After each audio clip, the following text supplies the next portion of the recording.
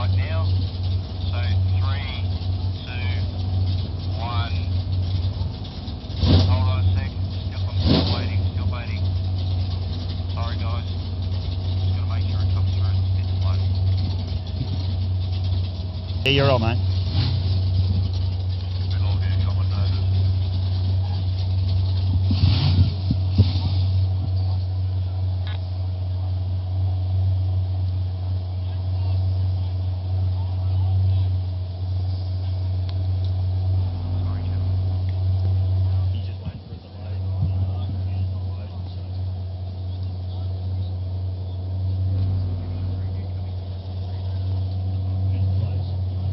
Ladies and gentlemen, and welcome to the 2023 Eppalock Gold Cup and a full Diurnal pool at Lake Eppalock at the Victorian Speedboat Club, the home of powerboat racing. My name's Dave Bishop. We'll be bringing you all the action over the day, and with me this morning is the king of hydroplane racing commentary, Sam Smith. Welcome, buddy. Yeah, welcome, Bisho, and Happy New Year and Merry Christmas to all of the people all around the world, mate. And as you said, the water is at its peak.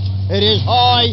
By golly, we've got some great boats in the pit area. We've been walking around the last hour and a half, mate, and it's a great lineup for the 20. Don't we? We start saying 22, but bear with us, folks. We'll get there by the end of the day, I'm sure, Sammy. That's not our age, though, is it? I wish it was, son.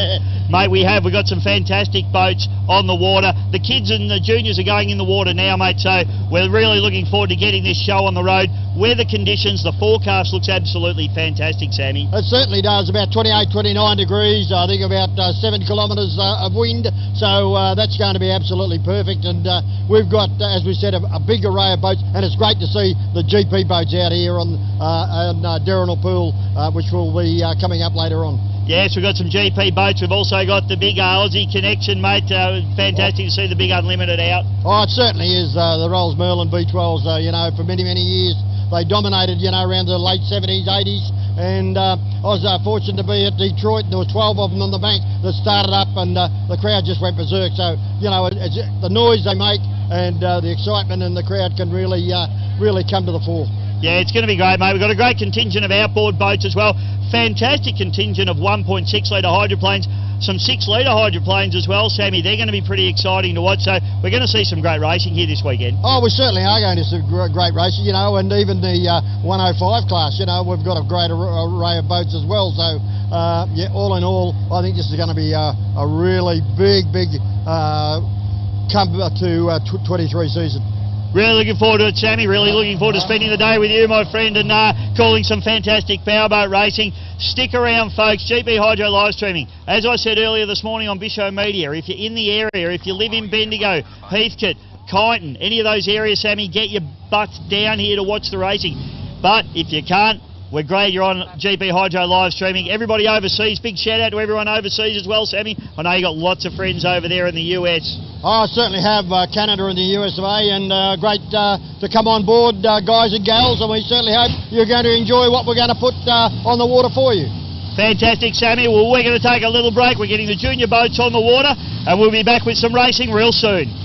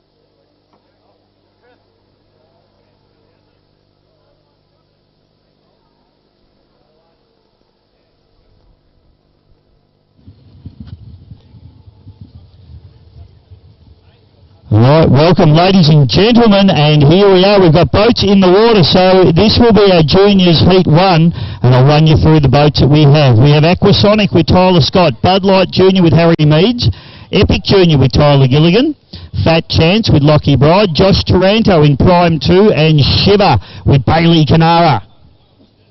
So looking forward to this one, folks. This will be a nice little one to just kick the morning off, I think, Sammy. Yeah, great to see the juniors in a big lineup here today, Bisho. So all in all, I think we're in for a great day. Definitely looking forward to this one, mate, and the kids about to get out. So we've got 2 heats of our juniors.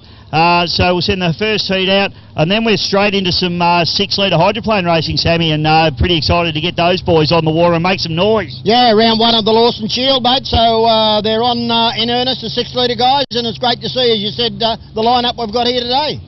Yeah, it's very exciting. We've got some very quick 6-litre hydros here, and we'll run through those prior to the race, Sammy, but at the moment it's all about our juniors, and we've just got rescue boats heading out onto the water. Great to see the VOC supporting the VSBC as well with both of their rescue boats here and a whole bunch of manpower. So big thank you from the VSBC to the Victorian Outboard Club. And all these clubs get together and help each other out, Sammy, which is what it is all about, my friend. Well, safety is paramount, mate, and as you said, the VOC do a great job for the VSBC right around the country. They're all well involved with the VS, and that's great. Yeah, we love it, and plenty of water here at Lake Eppalock.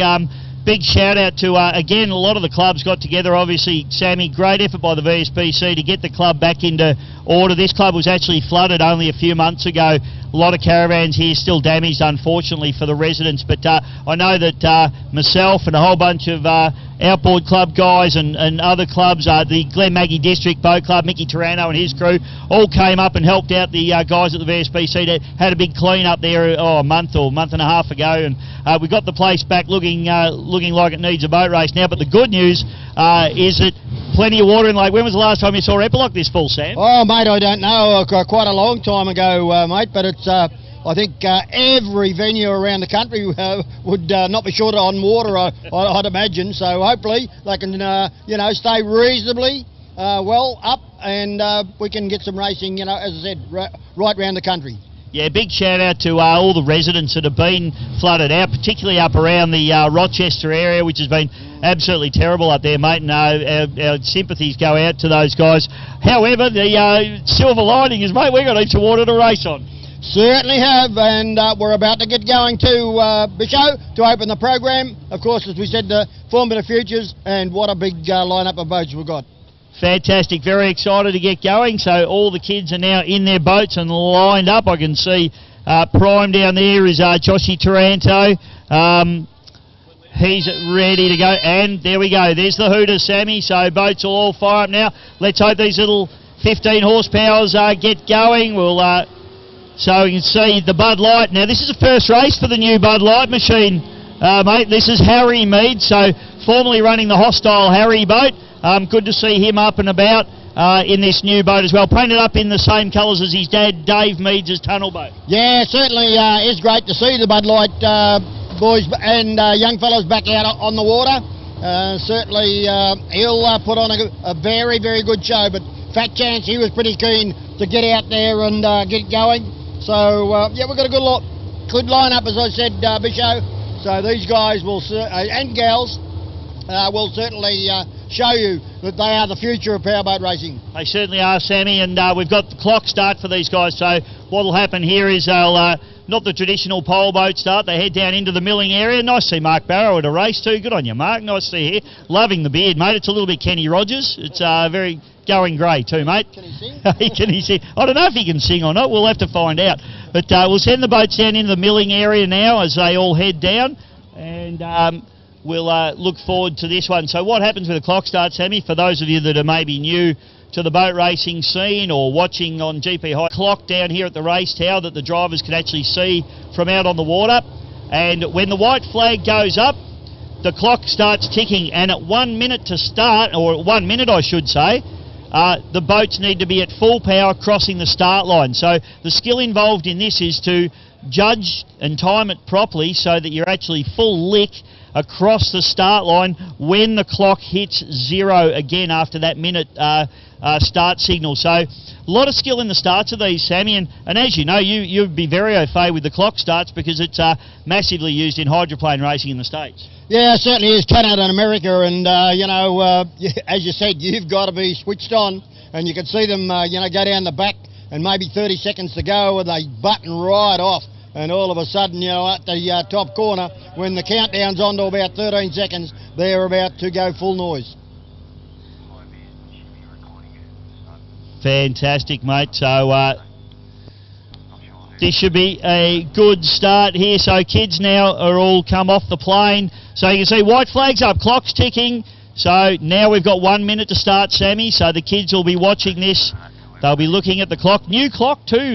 Thank you to the VOC. They've built. I'm not sure who was actually involved. Might have been, I think, Timmy Martin and a few of the other boys got in there and built that one. Timmy, unfortunately, at home with COVID, Sammy. So hopefully Timmy's watching at home. Sad that you're not here, mate. We miss you.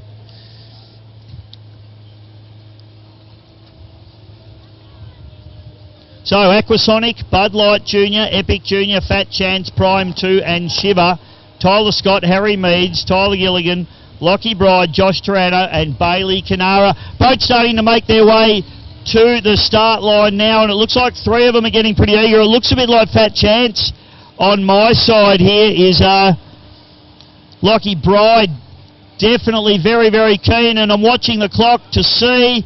Goes 0 now. I'm not quite sure where the start line is, but as far as I'm concerned, that's a legal start. Bud Light on the inside, and then you've got Aquasonic on pole. Far outside is Prime, and then Shiver to the outside of that, and Epic, a slow start, unfortunately for the Epic boat with Tyler Gilligan. He won't be happy with that one, and he looks a little off the pace at the moment, Sam. He certainly does look well off the pace, whether he's got a little problem there with that boat, but have a look at Aquasonic.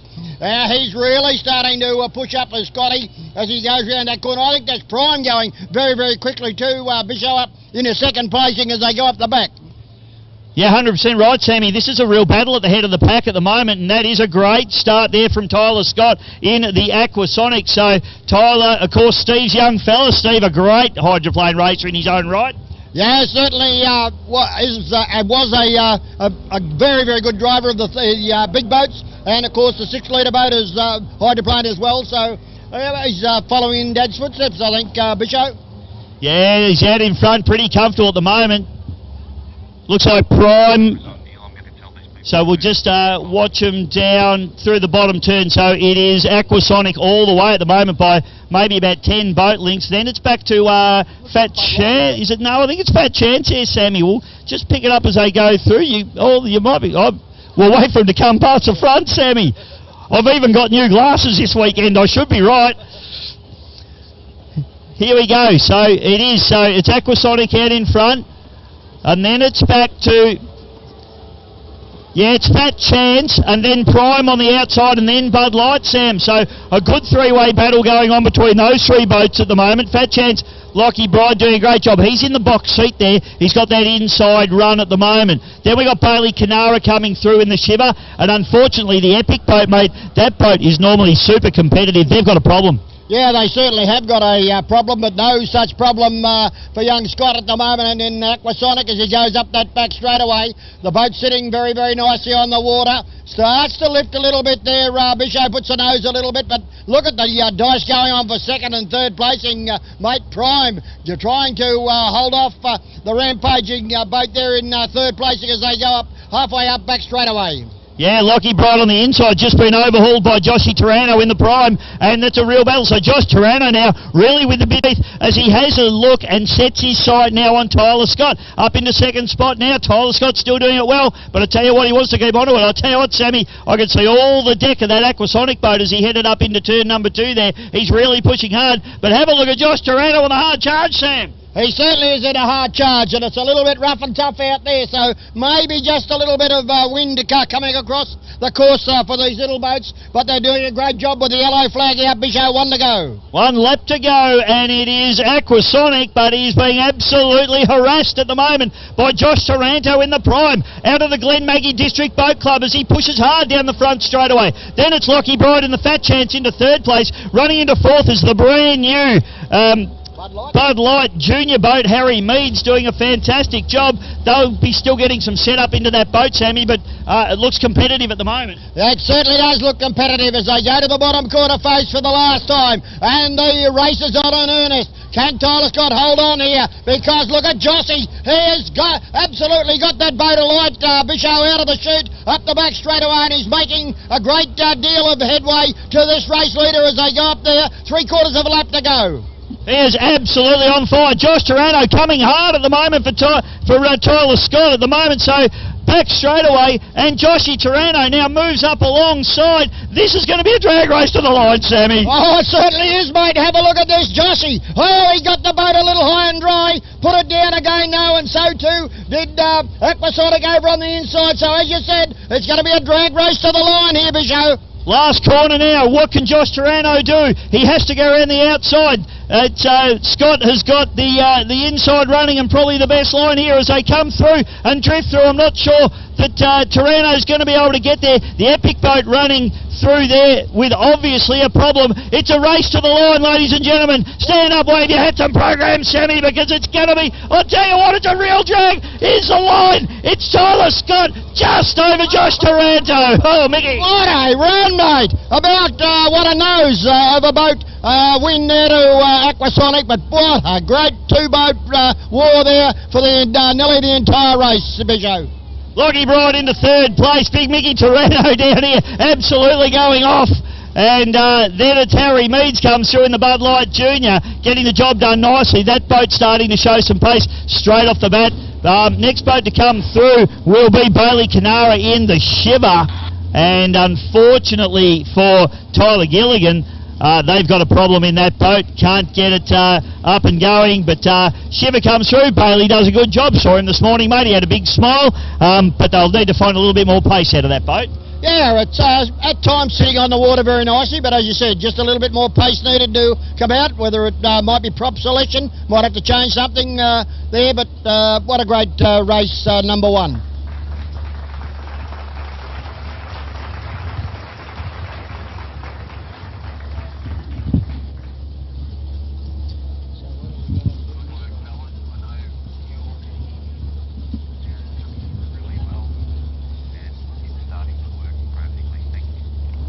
So big shout out to all our wonderful sponsors here, of course, Sammy.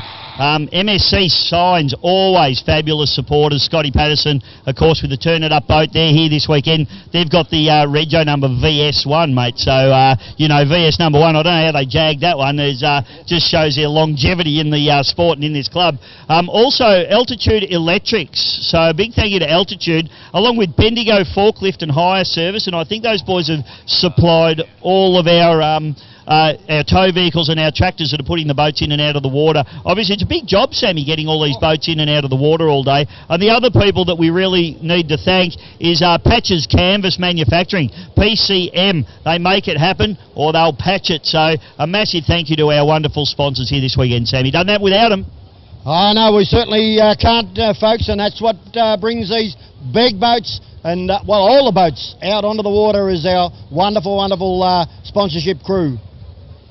All right, mate, well, we're going to get this show back on the road. Next race that we'll be looking for will be Juniors Heat number B. So, I don't know, could it be a number B? I guess that's Alpha, isn't it? Really, not a number. Anyway, you know what I mean, folks.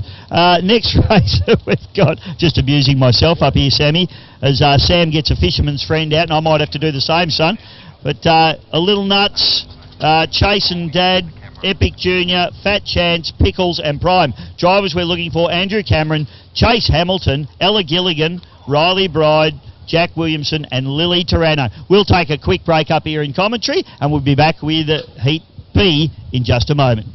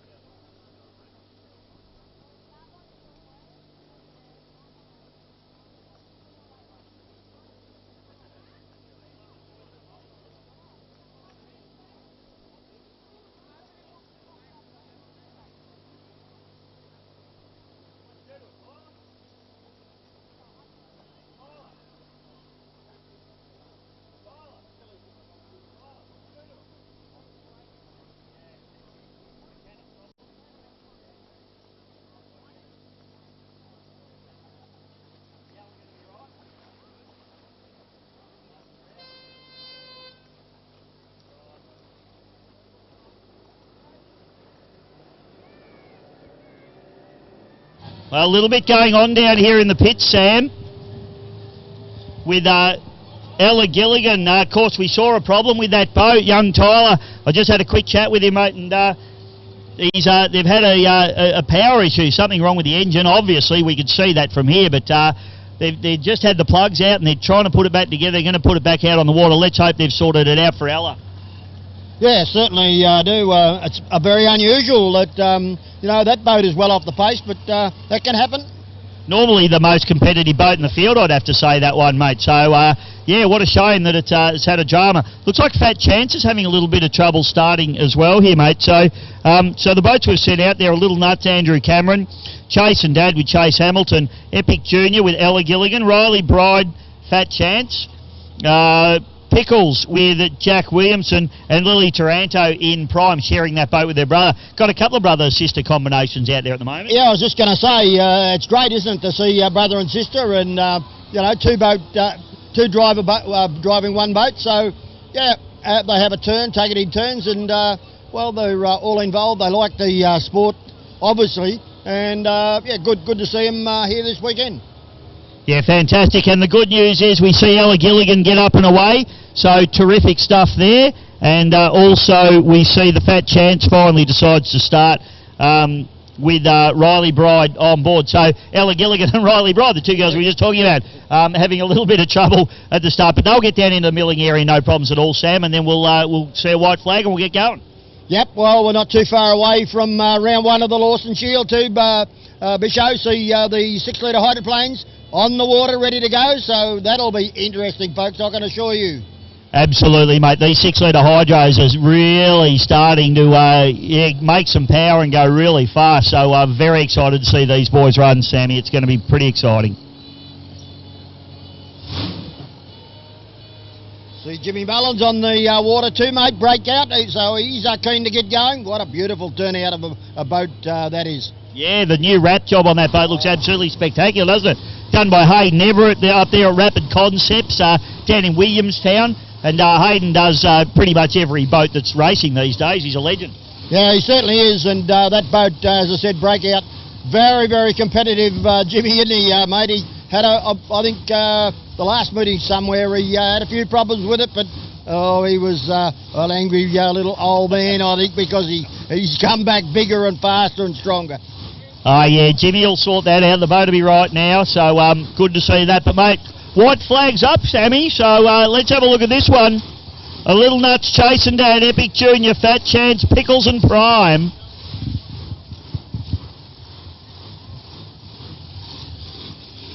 So, kids now just watching the clock, Sam.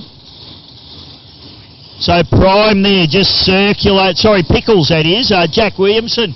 Just circling there. He's very, very keen to get going. You see his toey is a Roman sandal, Sammy. He certainly is. He's going round and round and round and round. And he's all eyes are on that clock. So very, very shortly we will have a race for 1B. Here we go, Sam. So clock's ticking. We're getting close now. And it looks like just trying to pick up there. Oh, we got both shows there. Fat Chance actually having a hard charge at the line. This is going to be big. I'm watching the clock. We see 0. Now that looks like a legal start. So we are racing and race. Well, on the outside is a Fat Chance. On the inside is Chase and Dad. I think, Sam. Yeah, I was looking at it. It's not that APPA 13, is it? 25, yeah.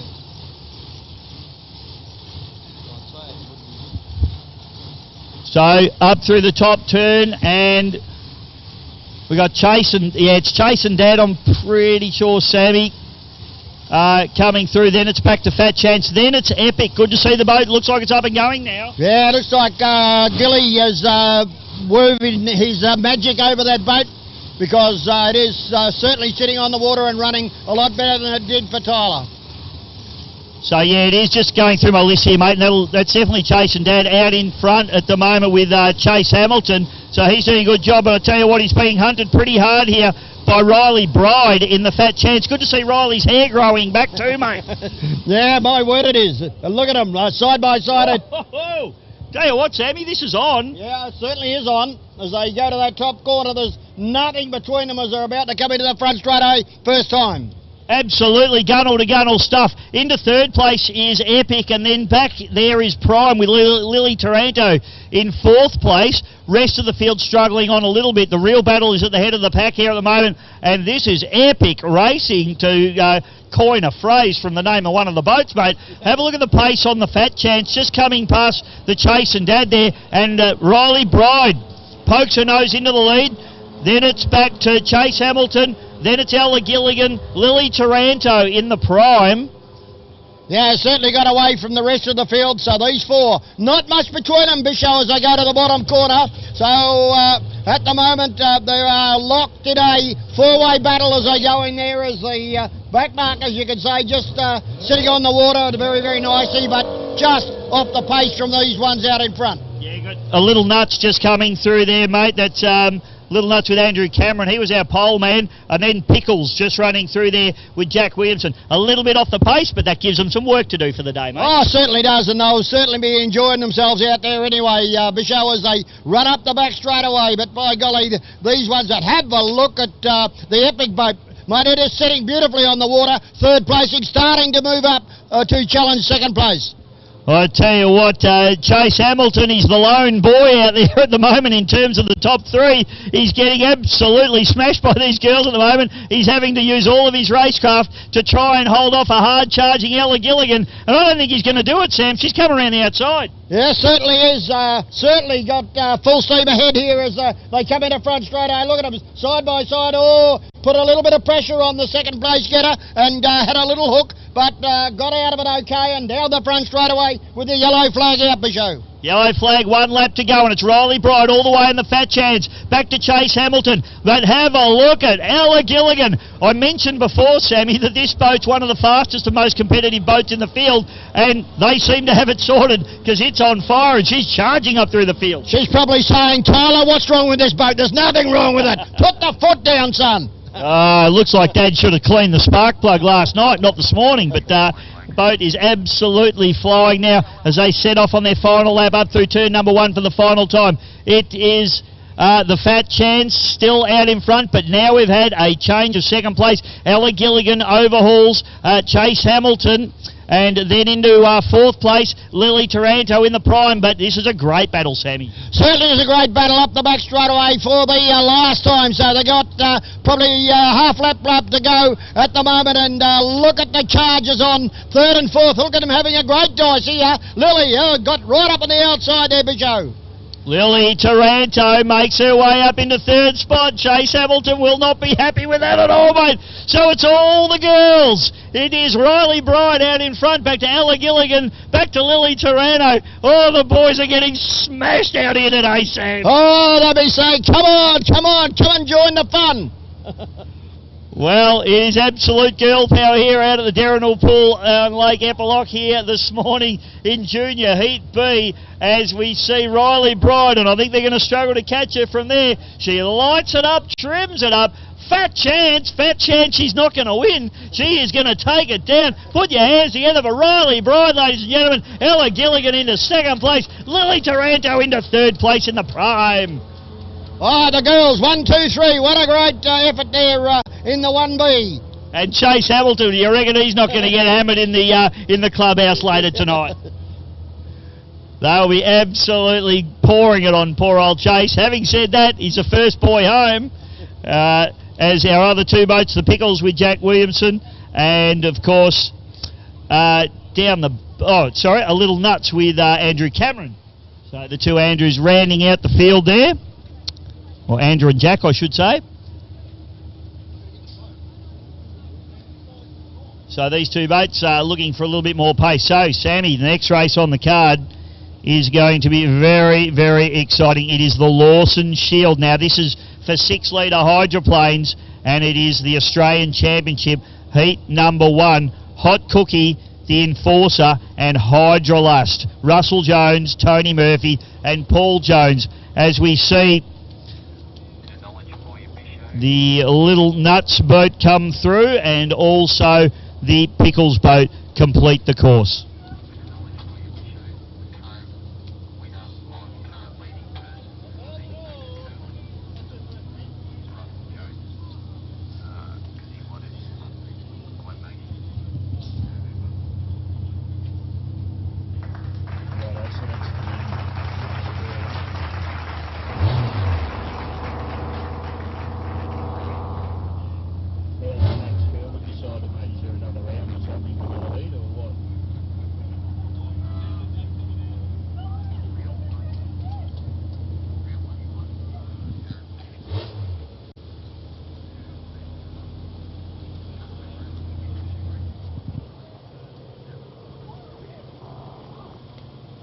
Yeah, but the question is so if the round one is round two here, or what are you telling me?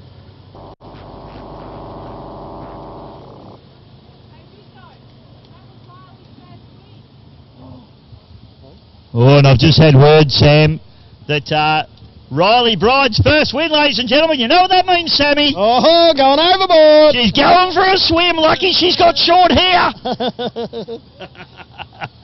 Well done, Riley Bride. Give it up for her. As she comes into the bank, she can see you and hear you now.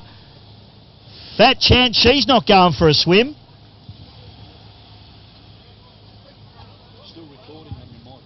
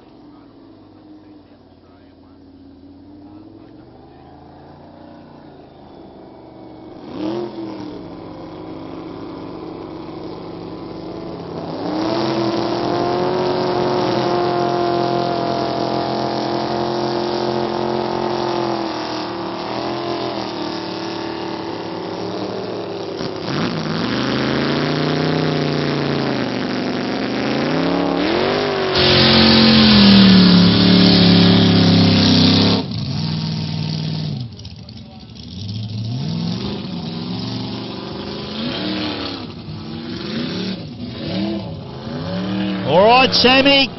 6-litre hydroplane's going onto the water. The enforcer, Tony Murphy there. He looks like he might have a little bit of a problem here, Sam. Yeah, he doesn't look, he's got the hatch up, so I'd say he's out, mate. And the enforcer.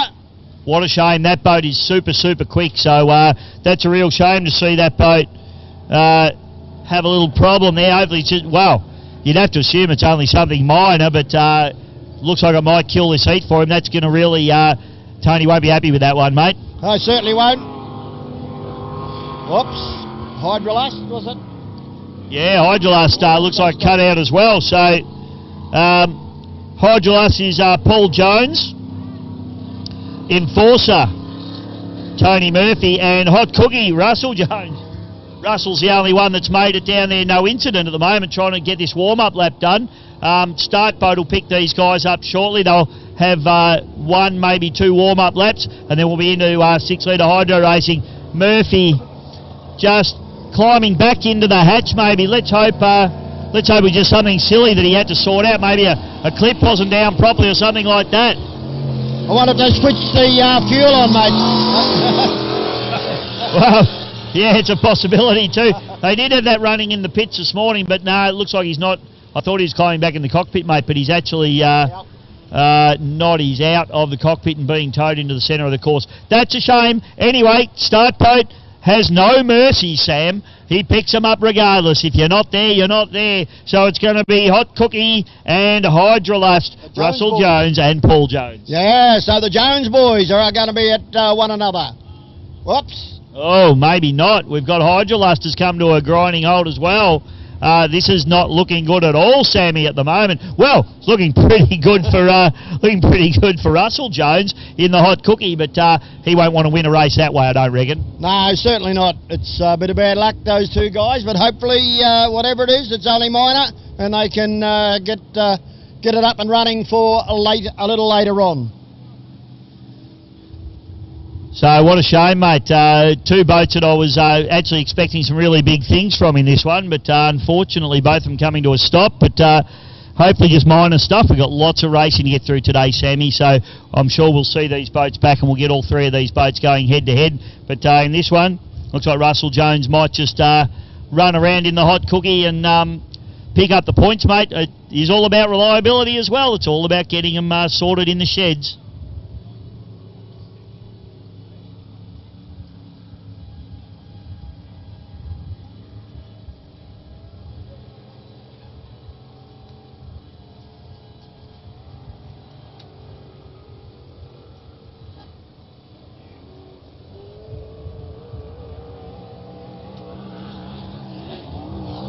And we're racing, so Hot Cookie lights it up. Well, Russell's certainly not holding back, Sammy. He's got no one to race, but he's still right up that thing as he gets away. Yeah, he certainly has. He's got to really foot down at the moment, Bishow, and that boat looking beautifully on the water as it goes up the back straightaway. He's really working into it very, very nicely.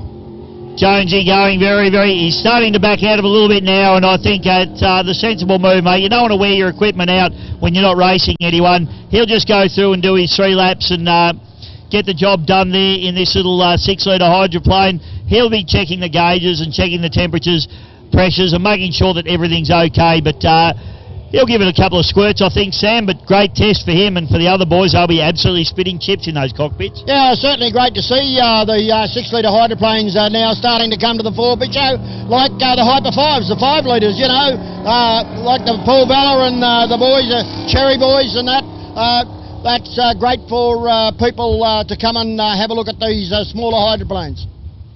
Yeah, 100%, mate. It's great to see. So, as Jonesy runs around there, the next race on the card's going to be a little bit more lively, Sam, because we've got 105 mile-an-hour class, and we've got the Breakout with Jimmy Mullins, Bud Light Racing, Hot Nuts, Impulsive F1, Moonshine Racing, one more, Rev Limit, Hydrolust, More Chili, and AMR Racing.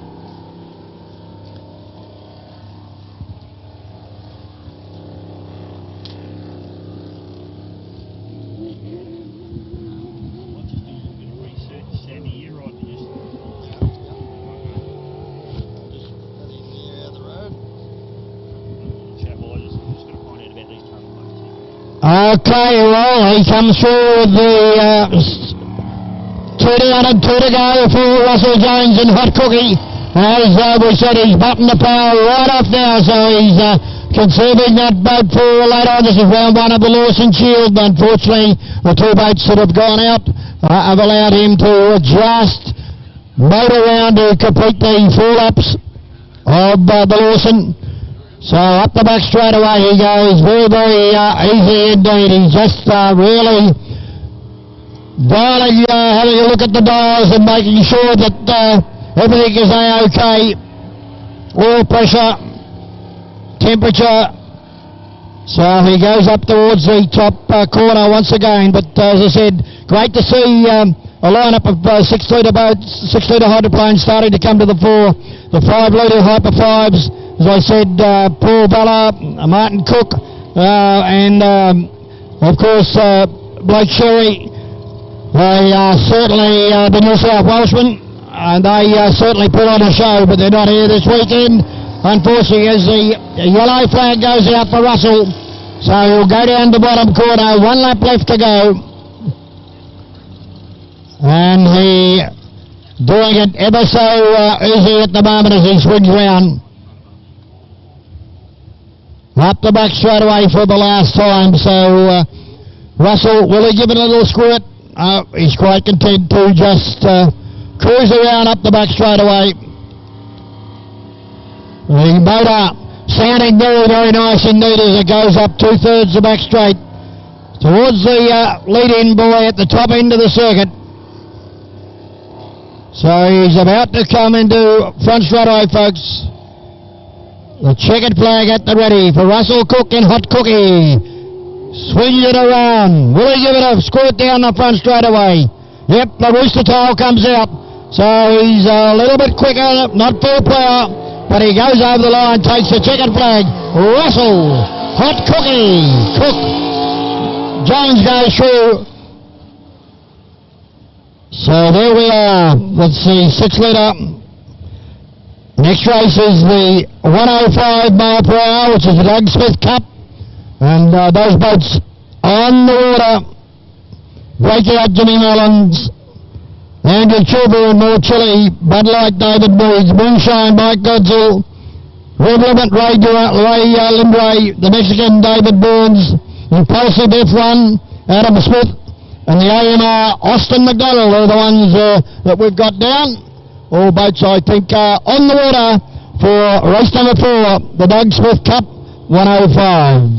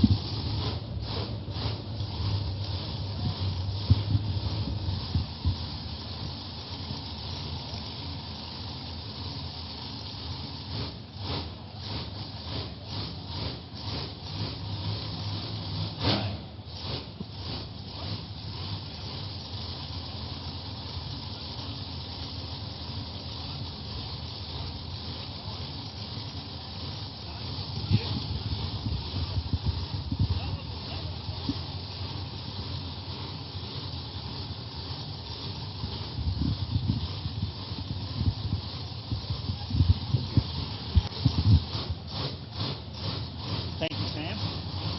All right, so this is that's Andrew Chilver, the number 34 boat. Oh, is it? actually. Oh, yeah, okay. We've got Hot Nuts in there too. Got a look at it, mate. Yeah, Hot Nuts is there. Yep, yep. So he's Troy Cameron. Yep. And this one here is AMR. That's Austin McDonald. Austin McDonald. Yeah. Yep. So what's the 34 one, mate? That's Chilver. Andrew that's Chilver. Andrew That's Chilver. Chilver. Yep. Oh, Yep. yeah. Which he's called that thing. Where is he?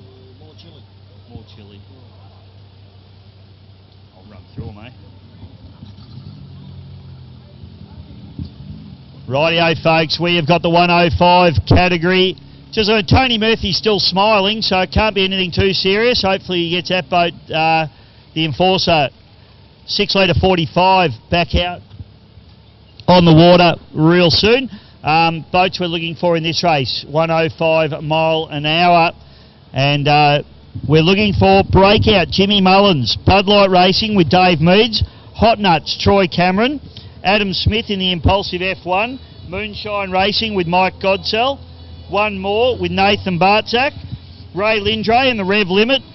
Hydrolust has got a line through him, so obviously we saw the Hydrolust unfortunately not start that previous race, mate, so he'll be a scratching from this one.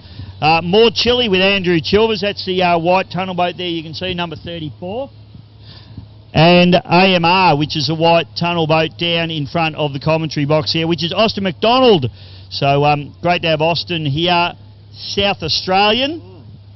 And great to see a nice contingent of South Aussies making their way over here to Eppalock, Sam. Oh, certainly is. And of course we've got none other than Rolfie, All the Talk Photography.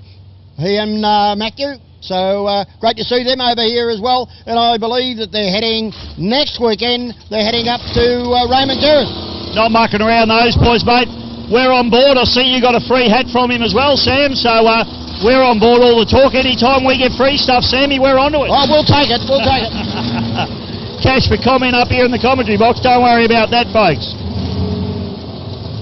Massive shout out to MSC Signs, fabulous sponsors here this weekend, and this is the 105 mile an hour category.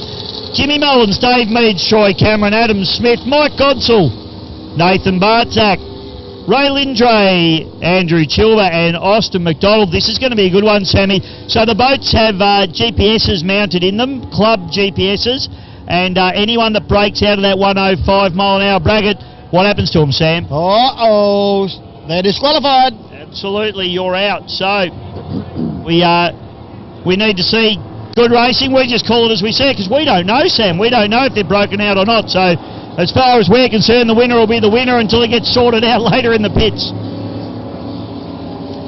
The other exciting part about this, Sammy, is we've got displacements v tunnels.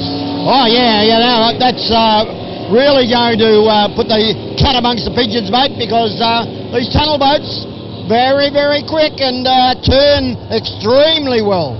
Yes, very towy indeed. Let's have a look at them as they come through. Impulsive F1 is the boat 22 there. That's Adam Smith. We got Dave Meads in the Bud Light. We've got Mickey Godsell in the Moonshine as he comes through.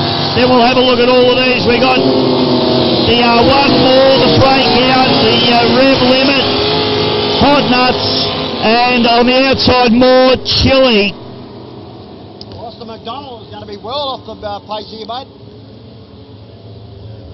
Yeah, Austin needs to get up with the pack, mate, because the start boat, although I think, oh yeah, the start boat's here. Yeah, unfortunately, Austin, he is going to be behind the 8 ball from the start, Sam. Yeah, it certainly is. This is going to be a great race, Bisho, because you can see them coming down that front straight away. They were getting on the throttle, so they're eager to go.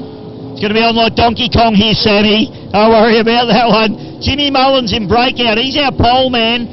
So he'll be hard to beat from that spot. Oh, he's going to love this. He'll be smiling, mate. Tell you what, you don't want to be on the outside, do you? Austin McDonald's actually the outside man, and he is running down. He's probably going to miss a start here because I think we're starting him up the front straight, Sam. I think so, yeah. So how far they'll take him up? Maybe the start boat has, got the message from the tower that Austin McDonald is about 300 metres behind him. White flag flying high on the start boat now, and we are ready for a race here. Big thank you to Altitude Electrics Proprietary Limited, wonderful sponsors here this weekend. Great to have you on board. Thank you so much for your support. Here we go, 105 mile an hour. Let's have a look for the white flag to drop, and then you know what to stop as he brings them around, runs them a little bit wide. Flag's still up. Here we go, folks. Oh, he's bringing him a long way down. Flag drops, we're racing, we're away. Jimmy Mullins can't get the power down. In fact, Godsell gets the best start. Barczak on the outside of him. Lindray to the outside. And Andrew Chilver in the mix as well. Right in the middle of the pack is Smith.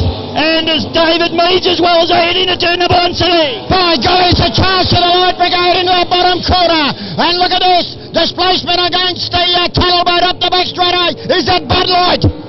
That's Bud Light, Dave Meads on the outside, Jimmy Mullins in the breakout on the inside as they storm up the back straight away. Then it's the Rev Limit, Ray Lindray, and then you just throw a blanket over them, Sam. Oh, yes, they really aren't. As I said, they looked eager when they went out there, Bisho, as the race leader comes in the front straight away. It's Meadsy and Bud Light. He's going to lead Jimmy Mullins. What has Jimmy Mullins got up his sleeve? Davey Meads now starts to line up the Bud Light racing entry as he fires down, so it's Dave Meads back to Jim Mullins. Then it's Ray Lindray, Adam Smith on the inside. There is the Hot Nuts with Troy Cameron. And then we've got the 2 tunnels. We've got Andrew Chilver on the outside, Adam Smith, the One More, and Godsell's got a problem. He's got a problem going to the inside, but there's no such problems for Meadsy at the moment. Have a look at Bud Light, Bisho, up the back straight away. Both sitting beautifully on the water, getting away from Jimmy Mullins. Rev Limit, Ray Lindray running a race there in 3rd placing, and the 4th place. Have a look, Adam Smith over on the outside, Hot Nuts the inside. They are side by side. This is red hot racing, Sammy. Davey Meads starting to open this pack up now, out in the lead in the Bud Light. The GTR Trask machine running the 2.5 litre Optimax Mercury. Meads out in front, but then it is back to Jimmy Mullins in the breakout. Then a Trey Lindray. Now we've got a terrific battle going on between Smith and Bartzak. Oh, what a race here, folks. Back through the field. Smithy got into trouble, the South Australian. Oh, he had to button the power right off Bisho. I don't know what happened there, Sammy. I just looked around and saw a big S-bend in the track. It's like he had a big hook or something. Whether he lost the steering, it got out of his hand or what, but he went to the left end to the right, settled down again now, and he's out on after this road. Front straight away coming up, checkered flag, Bisho. Checkered flag, it's Davey Meads. Massive field of boats, and the outboard does it. Dave Meads in the Bud Light racing machine. Welcome back, Bud Light, welcome back. So, 2.5 litre Opti, have a look at the drag race to the line, Sammy! It's I can't pick it! George, I think Jimmy Mullins break out, maybe Ray Lindray, but golly, nothing between them. Hot Nuts comes through, Chili on the outside, Smith on the inside, and Nathan Bartzak, unfortunately, went out the back door a little bit at the end of that one. Yeah, he certainly did, so whether he had a problem on the last lap of one of the corners, I don't know, but we were watching the front runners, but oh, Bud Light, Meadsy, have you pretty happy, chappy? Oh, mate, he'll be like a dog with two you-know-whats. I'll give you the tip. Meadsy will be absolutely ecstatic with that one. That was a big field. That's a great win for him. Oh, it certainly is. That we had a nasty one a few years back with Craig Barley at Wagga, and that was a real nasty one. Completely wrecked the boat. I think he broke a leg, and it's great to see him back out there on the water and doing what he does really, really well. Yeah, of course, Meads bought that boat off Paul Eade from Extreme Marine after his retirement, and boat running absolutely beautiful, Sammy.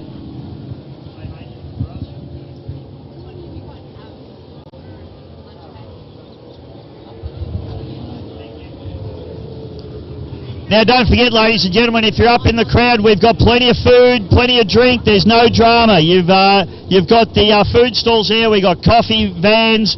We've got bacon and eggs. We've got the food stall going there. There's hot dogs, chips, pies, sausage rolls, all the good gear. So make sure you get up there and make sure you don't go hungry or thirsty, because we've got everybody up and about here, and it is absolutely fantastic.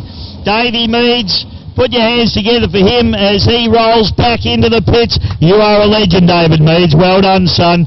Fantastic racing. Meadsy been around a very, very long time, and he's certainly a very, very red-hot competitor.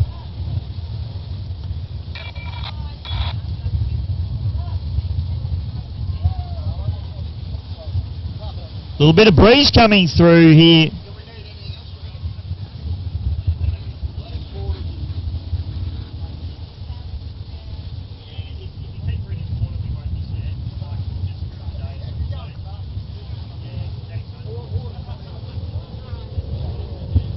Well, I tell you what, folks, big Neil Cullis, he's up here. He doesn't say much, our cameraman Neil. I don't normally chat to him, but I'm going to make him talk to me at the moment. Mate, how was that race? You enjoy that one, Neil? Yeah, pretty good, mate. Yeah, I missed the finish there. I didn't realise it was a checkered flag when Bud Light came through, but yeah, got him in the end. That's all right. Well, you can all blame Neil if you miss anything. I'll give you his email address later on. You can send him your thoughts. Doing a great job, mate. Good on you, buddy. Cheers, mate. Thanks, Bish. You're doing well too, mate. Good on you. Thanks, mate. Neil Cullis, folks. You don't see him, but everything you see is what he's shooting. So, along with, of course, Willow, Paul Williams, who's not up here, so I can't talk to him. And generally, he's got nothing interesting to say anyway, folks. That's what cameramen are like.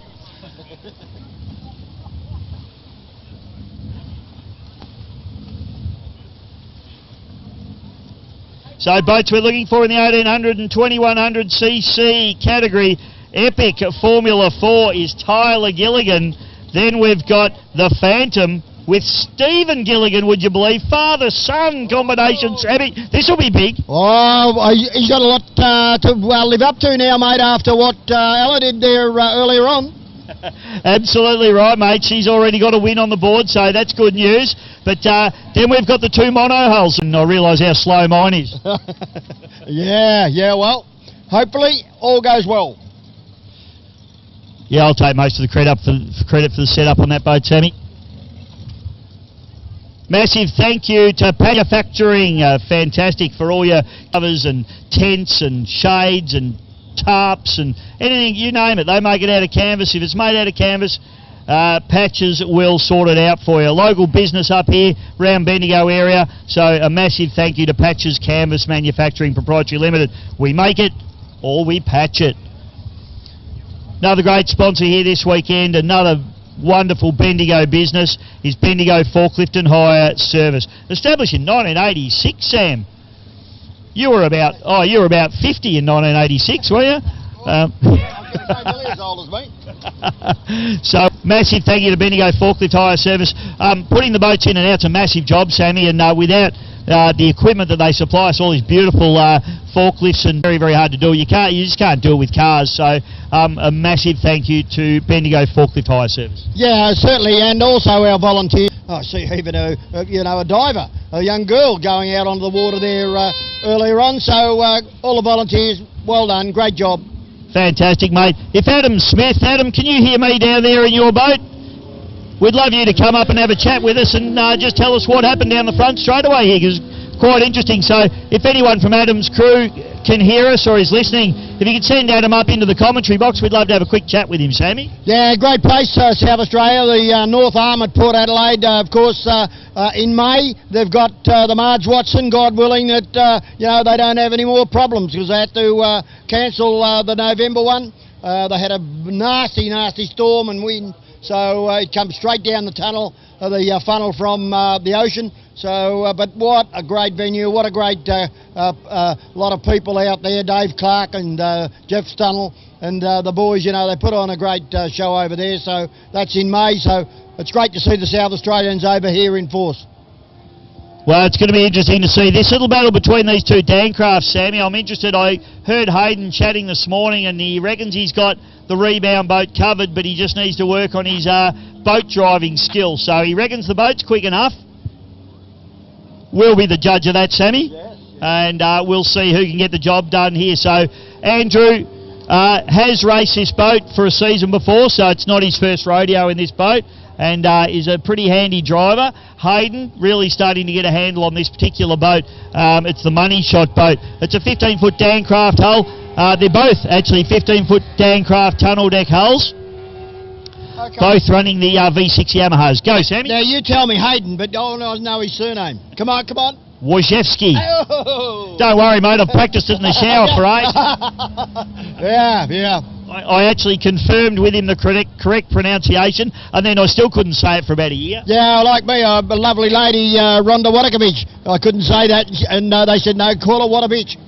Oh, Jesus. I did that for about 2 or 3 years until I, got my head around a right name, but Hot Lemon, yeah. Wow, Wadakovich, is it? Wadakovich, there you go. Big shout out to Rhonda. She's always on the live stream, mate, listening in, so hope you're going well, though. And she lost her hubby just recently, so I hope Bradley and Michael and all the family are going real well. Had a good Christmas and a happy New Year.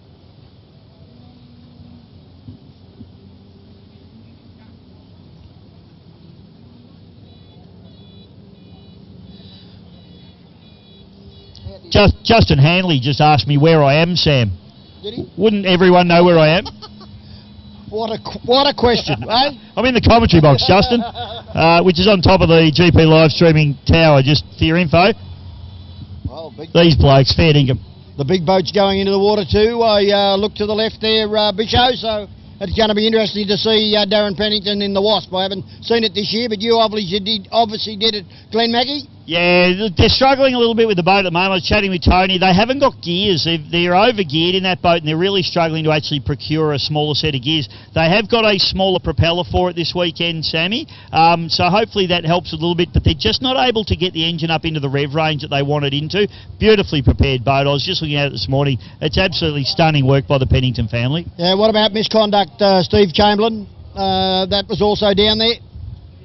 Yeah, it was, mate, and actually it was the first time that we've seen some real glimpses out of that boat, which was, yeah, good to see. That boat's going to come on song. I actually haven't seen it in the pits yet, mate. I'm not sure if I've seen the misconduct here. Hopefully it is. It may be over the back there. Yeah, it's the other side of the crane. Other side of the crane, I think, mate. I went for a walk this morning, and that's where it was, but they're ready to go. Here we go, mate. We're actually racing. We're up and about. Epic Formula 4, Tyler Gilligan. On the outside of him, it's Stephen Gilligan. Then it's Andrew Murphy and Adrian Wojciechowski in the money shot boat as they fire down the front straight. I tell you what, not much between these four boats here, Sam. Yeah, is that Tyler or is it Scott, the old man?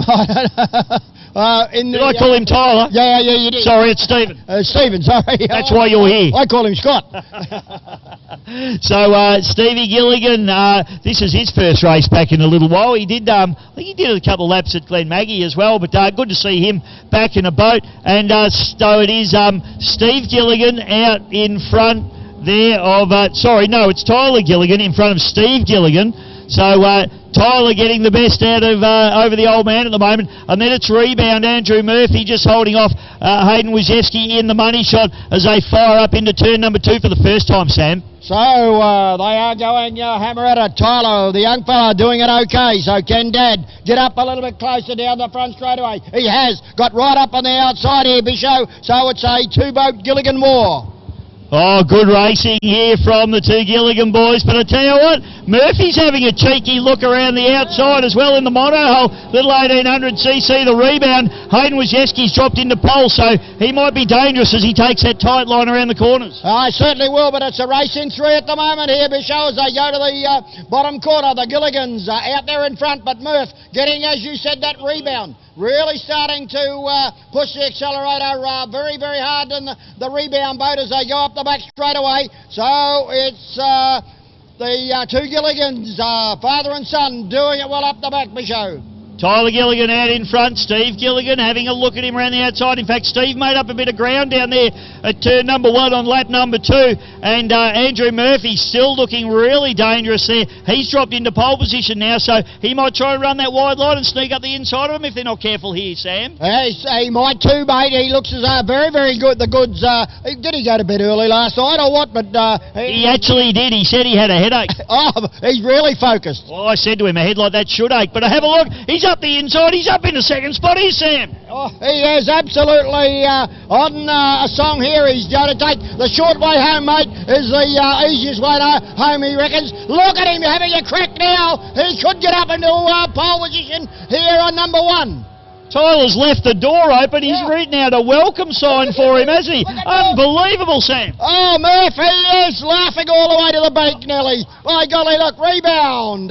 You know all about this boat, Bisho. It is going very, very nicely. Oh, the rebound. We love her. She's been in the family for over 20 years now, and she's out in front. And I tell you what, you don't leave the door open like that, Sam. Oh, Murphy had a smile about a mile wide, I reckon. He had the FM dial on. Said thank you very much. Mate, he's like a rat up a drain pipe. And I tell you what, Wojciechowski's having a little bit of a look at Steve Gilligan now. As we come through, I can see the yellow flag just popping its head out there as well, Sammy. So we're going to have one lap to go after this one, but it's rebound back to Epic. Then it might be money shot. And rounding out the field is Stephen Gilligan. Well, I don't know what happened to the Gilligans, whether they're just lacking a little bit of fitness, mate, maybe the gym, but they've gone from 1-2 to 2 and 4. Well, I tell you what, they couldn't claim that they're less fit than Andrew Murphy. Oh, well, true, mate, but he's doing a great job. Out in front, here we go. So, final time down here for turn number 1. We've got Hayden Wojciechowski having a big look up the inside now of Tyler Gilligan in the Epic. This is unbelievable, Sam. Oh, what a big change in this race. Where we've got Murph out in front, now in the rebound. And as you said, Wojciechowski in the money shot. Here's trying to take on Tyler. Gilligan over on the outside in Epic. And then the old man, well, he's gone back to 4th. and well off the pace as they go to the top corner. Last time round and head for home. I tell you what, all Tyler Gilligan cares about is knocking off his old man. He won't be too worried about the other two boats in front of him. But, Wojcicki has a big hook, and he goes around. Oh, that's going to put him to the back of the pack. Oh, God, geez, what's going on there? Steve Gilligan's had to avoid him, but race winner, Andrew Murphy, ladies and gentlemen, in the rebound. VO69 gets the job done. Then it's Tyler Gilligan. Then it'll be Hayden Wojcicki, but I think the officials might have a word with him about that one. We'll wait for the official results. And Steve Gilligan rounding out the field in the Phantom, Sammy. Yeah, great race, great race. A big change there over the last couple of laps, but very, very good. Wow, that had everything, that race. That was unbelievable, the stuff that was going on out there. Massive thank you to our wonderful sponsors, MSC Signs, the best signs in the business. Next race that we have, Sam, I'm getting a little bit shivery. I'm getting a bit excited because what have we got coming up, son? Oh, we've got the big ones, the unlimited hydroplanes. They are about to come out for the Max Kerwin round 2. Heat number 2 of the Max Kerwin, and my old mate Scotty Lambert tells me that Russell Jones in the hot cookie, the little 6-litre hydro, is actually leading the Max Kerwin trophy at the moment. So a few of these boys are going to want to try and put that little red 6-litre hydro behind them. We got Aussie Connection. We've got GP1 and we've got the GP5 Wasp Racing. This is going to be an absolute barn burner. Hot cookie with Russell Jones, Grant Harrison driving the GP1, Wasp Racing with Darren Pennington, Misconduct with Stevie Chamberlain, and Neil Howe in the aeroplane, the 27-litre supercharged Rolls-Royce Merlin in that big unlimited hydro, Sammy. Yeah, World War II Spitfire motor, so there we are. They're an old deal, but put your hands together, folks. Murph! Give it up for Andrew Murphy, winner in the rebound, you little beauty. He is absolutely ecstatic with that one. First race, first win. I taught him everything he knows, Sam. He's not a bad talker, so he'll talk a lot now, I'd say. Fantastic. Looks like he's got a new helmet too. That must have been what did the trick for him.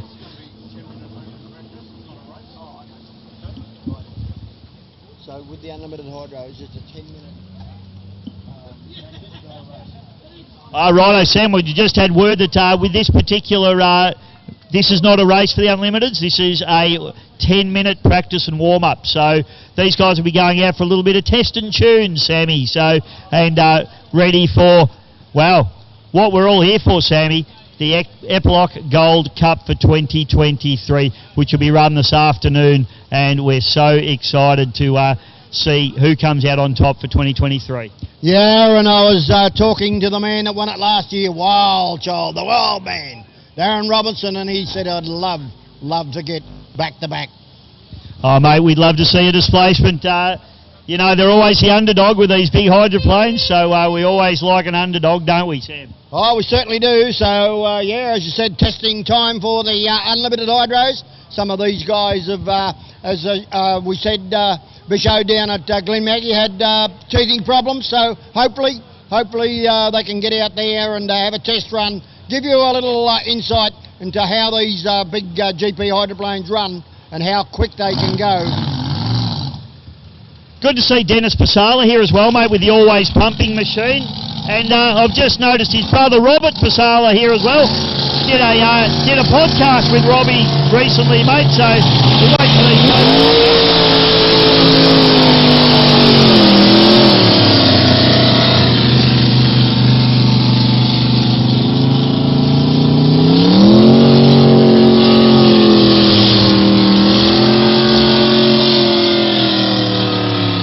Oh, smell that, Sammy! The smell of the alcohol! Supercharged alcohol engines on Lake Eppalock! The Darren will pull, it doesn't get any bigger! Certainly doesn't. He's trying Neil Howe to fire up Aussie Connection, the Rolls Merlin V12, the big 30-foot long and about 3 tonnes, 3.5 tonne, mate. And these boats, well, back in the late 70s, 80s, they were the dominating force, Bisho, when they come to Australia. And there was no better feeling as a crowd, in the crowd, than hearing and seeing these boats. Brings back so many childhood memories, you know.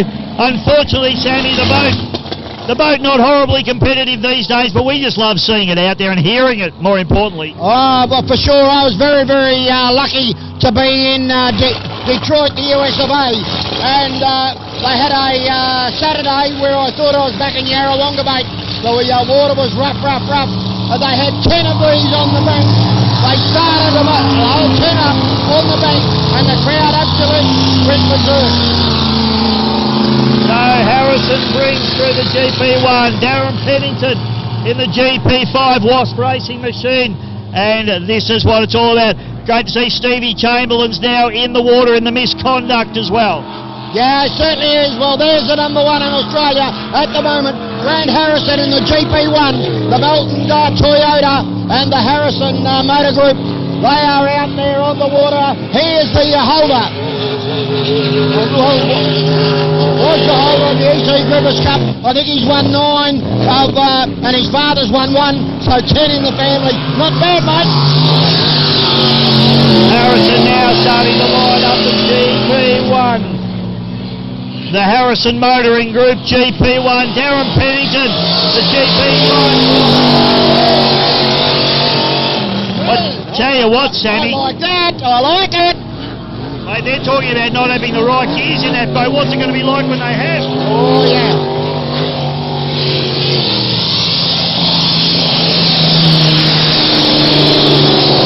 Oh, folks, I got a feeling. Aussie connection. Makes me want to cry, Sam. Absolutely beautiful. Just a pounding through your chest when that boat comes through the start-finish area here.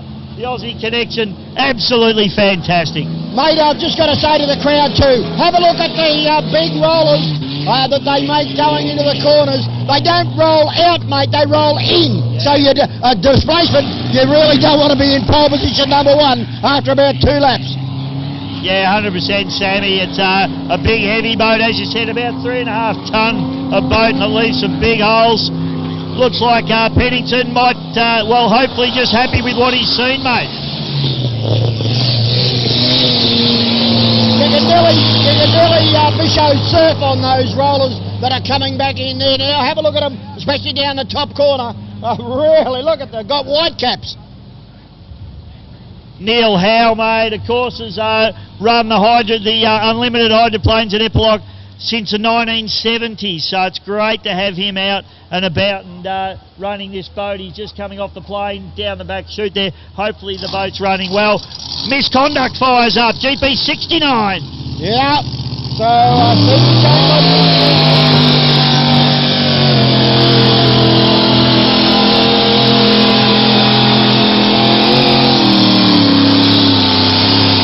Stevie Chamberlain out on the water, misconduct. And if these are all going, and hopefully they are, Bisho, this is going to be one hell of a race, the unlimited hydroplanes, and of course the big one, the Eppalock Cup. Yeah, 100% mate, as the connection fires up again. Let's see if we get another nice run down the front straight away here in the big girl. As misconduct, Stevie Chamberlain now starts to get some temperature into that boat.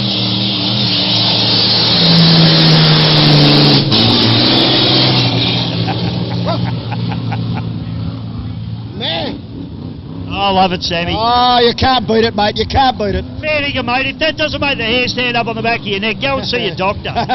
You got something wrong with you. Oh. All right, here comes the GP69 misconduct. They'll start to get some temperature into this boat.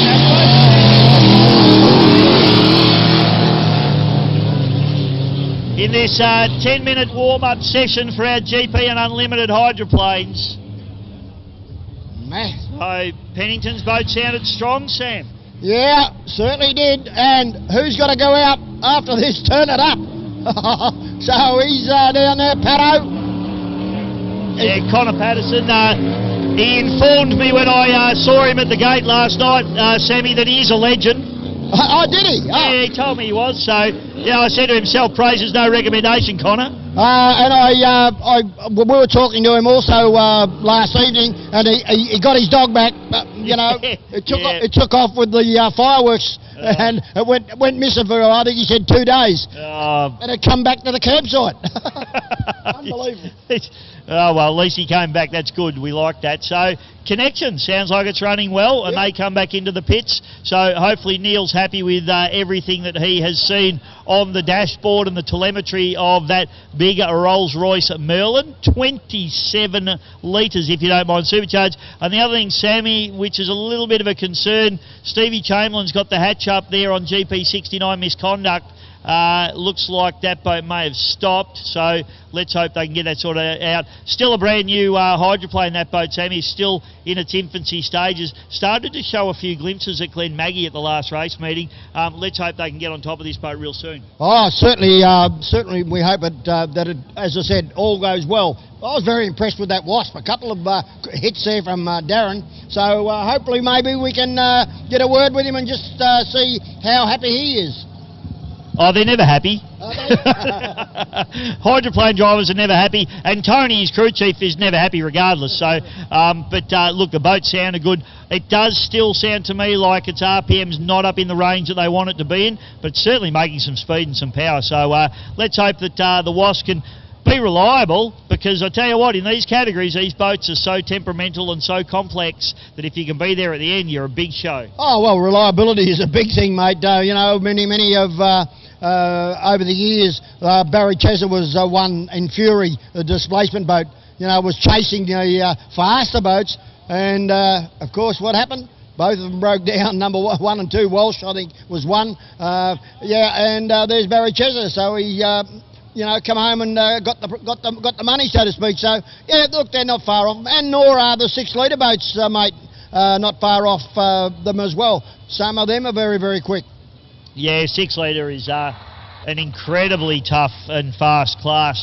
You know, and I think the advent of the NASCAR engines out of the US has really lit that class up. Having said that, a lot of the guys are still building their own engines over here and still being more than competitive and even quicker than some of the NASCAR stuff. So, but it's certainly made it probably more accessible to more people, the 6 litre category. Just being able to, you know, you spend 40 grand, you buy a couple of engines from a NASCAR team in the States, and you straight away got, you know, 700-800 horsepower off the shelf type of deal. So great to see. And I just spoke about him before, mate, Dennis Pasala, the always pumpy, the cheeky chap himself, and great to see him here. And I saw Robbie Pasala just down here in the pits, mate. For those of you that have been following the Hose Down podcast, if you haven't been, get on it. It's on Spotify. Type in the Hose Down in the search bar, and you'll see the interview there, or the podcast with Rob Pasala. Very interesting one, Sammy. I'll have to hook you up with the technology, mate, so you can have a listen. Oh, yeah, that'd be great, mate. But look at that, the new paintwork, the new brand spanking new paintwork of Wild Child, the Wild Man. He is about to go out. Dougie Smith, there he is, gives it a nod. Said, yep, everything is A-OK. So Darren Pennington, he had... was over there. He had some problems on one side of the heads this morning. I don't know what they did, but yesterday he gave it a couple of squirts, mate, in practice, and it was very, very impressive. Yeah, so as you said, mate, Darren Robinson, the Wild Child, is the current holder of the Eppalock Cup, so Gold Cup. So he's going to be very, very keen. Do you like the new livery on the deck, Sam? Yeah, I do. You know, a lot of people say, purple, what the heck did he put that on there for? But, yeah, no. You're not convinced, are you? Not yet, not yet. That's all right. We're all entitled to our own opinions. It certainly makes it easier to pick out on the track there, Sammy, so it's good for us commentators. Neil, our cameraman, has a purple ski craft called Muffin, and it's the most well-known classic hoon boat in Australia, so he reckons the purple's pretty good, mate. Oh, well, everyone to their own, you know. My lovely lady, she likes purple, pink. Well, I've got pink on my ski boat, so, you know, but, well, it's not mine, actually, it's my lovely partner, Lou's, so, yeah, she said it's going to be pink, and it's bloody pink, mate. Well, I like this because, you know, it's not just all plain white, mate. That makes it very hard to pick up who's who. All right, so always pumping, twin turbo, 510 cuber. We've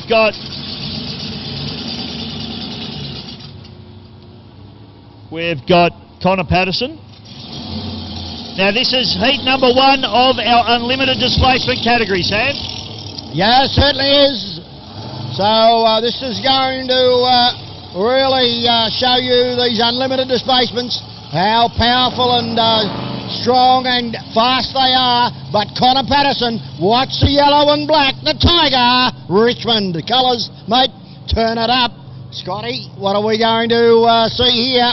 Well, he'll be there for a long, long way, mate. So it's great to see these boys supporting Victorian boat racing here at Lake Eppalock, mate, and great to see a couple of blown boats. Would have been nice to see a couple of the others turn up, Sam. Yeah, well, this is the unfortunate thing, mate. Next weekend, Raymond Terrace. I think there's 14 blowers, unlimited displacements up there. Would have been great to see them here, but a week apart, mate, you'd probably want at least 3 good engines if you were going to run to this weekend here and then next weekend. Neil will be there. Scotty? No, Scotty's not going to be there.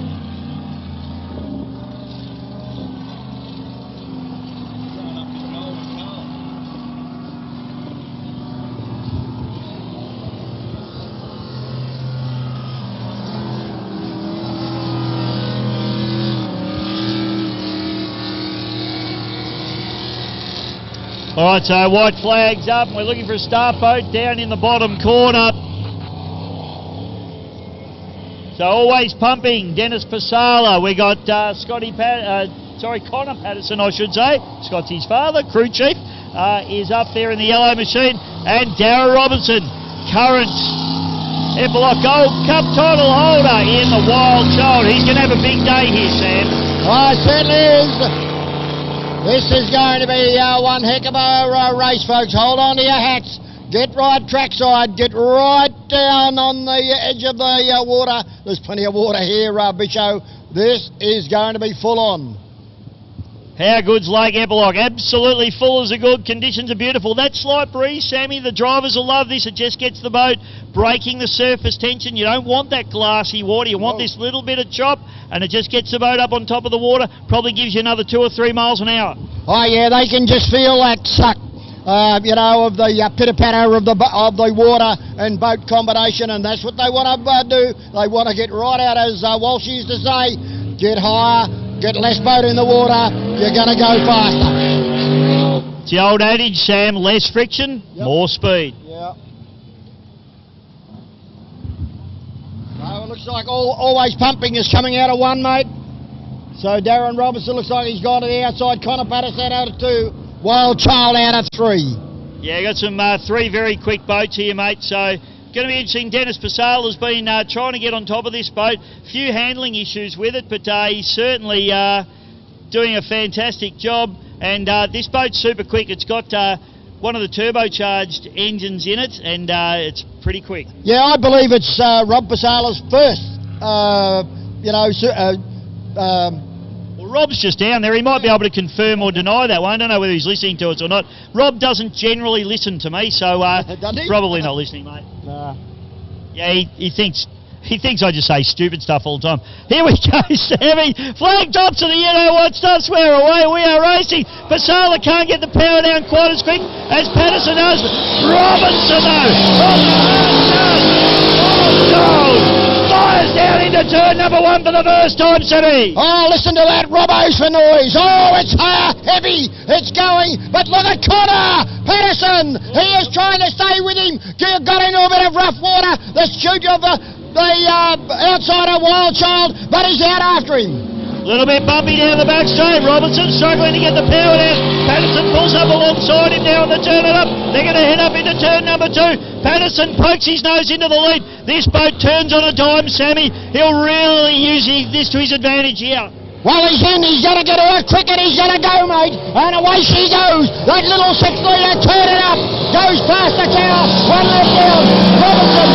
Back on turn with him as he goes to the bottom corner. You can see the enormous power of Wild Child. So always pumping now. Basala just trying to get the power down to that boat. It looks pretty settled actually, Sammy. He's got that thing sitting pretty nice. Has got it very nice, but so has Patterson. Up the back straight away and turn it up. That's a really rock and roll. As he goes up there, Robinson now really have to work hard now with the bigger supercharged injected big block. Yeah, Robinson, the track should suit him here, mate. Yellow flag comes out. He should have more speed. Top end speed. In fact, Robinson's got a problem here, Sammy. What's going on, please, son? Yeah, he certainly has. Oh, he's backed the power right off, so... Yeah, Robinson's got drama there. What a shame. He gets back on the power now. But the pace and he's lost around about half. Now Patterson looks like he's slow out of the top corner. Oh, it's all happening here, Sam. Basala might get him. Yeah, well, I don't know what's going on here where they've got a bit of water, both of them, but down that back straight away, half lap to go, and no, Connor's got going again, so he's okay, and so is Darren Robinson. Good signs, Micho. Yeah, so drama everywhere on the course. Patterson seems to have found his mojo again. Robinson still having that issue where the boat coming off the plane, almost coming off the plane. But checkered flag comes out after a very, very strange race. Connor Patterson takes the win in the turn it up. Oh, and there's a big fly across the line. Oh, he knows only one way how to go, does Connor, and that's put the accelerator down. He turned it up all right, but wonder what the issue was there. And Robinson with an issue as well. And Basala looks like he's got an issue too. So all three boats having problems on that one, Sammy. Let's hope they can get it sorted for the rest of the day. Basala now gets it lit up for the final straightaway and comes off the gas. No point trying to be a hero from here on in.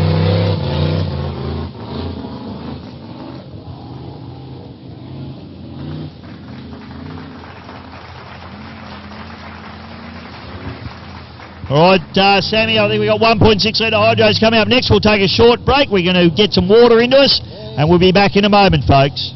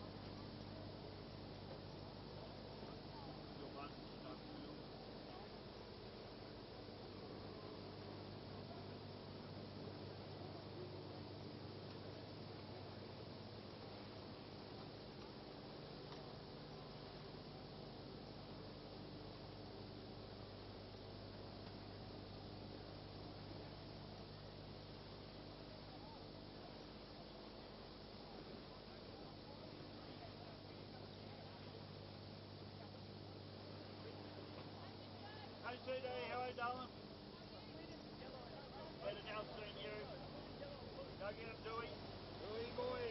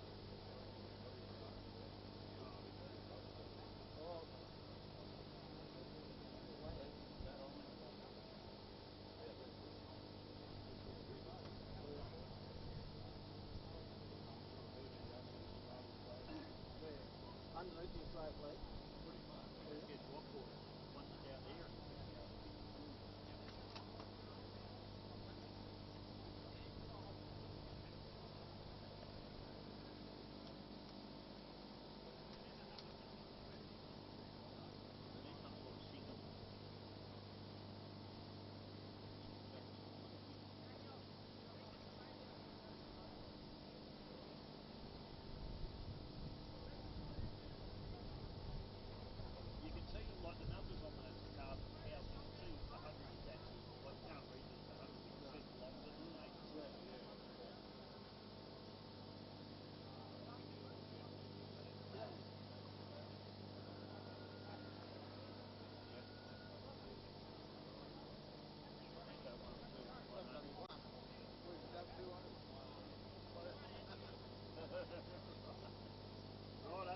Righto, we'll run with that.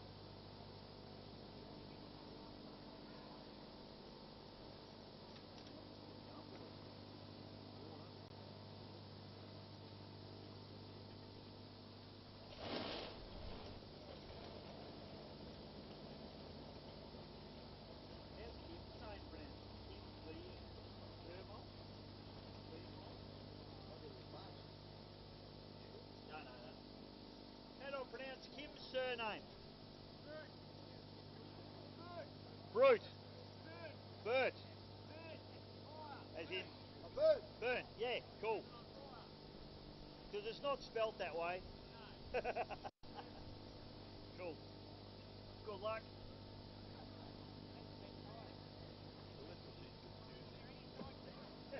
So's dyslexia.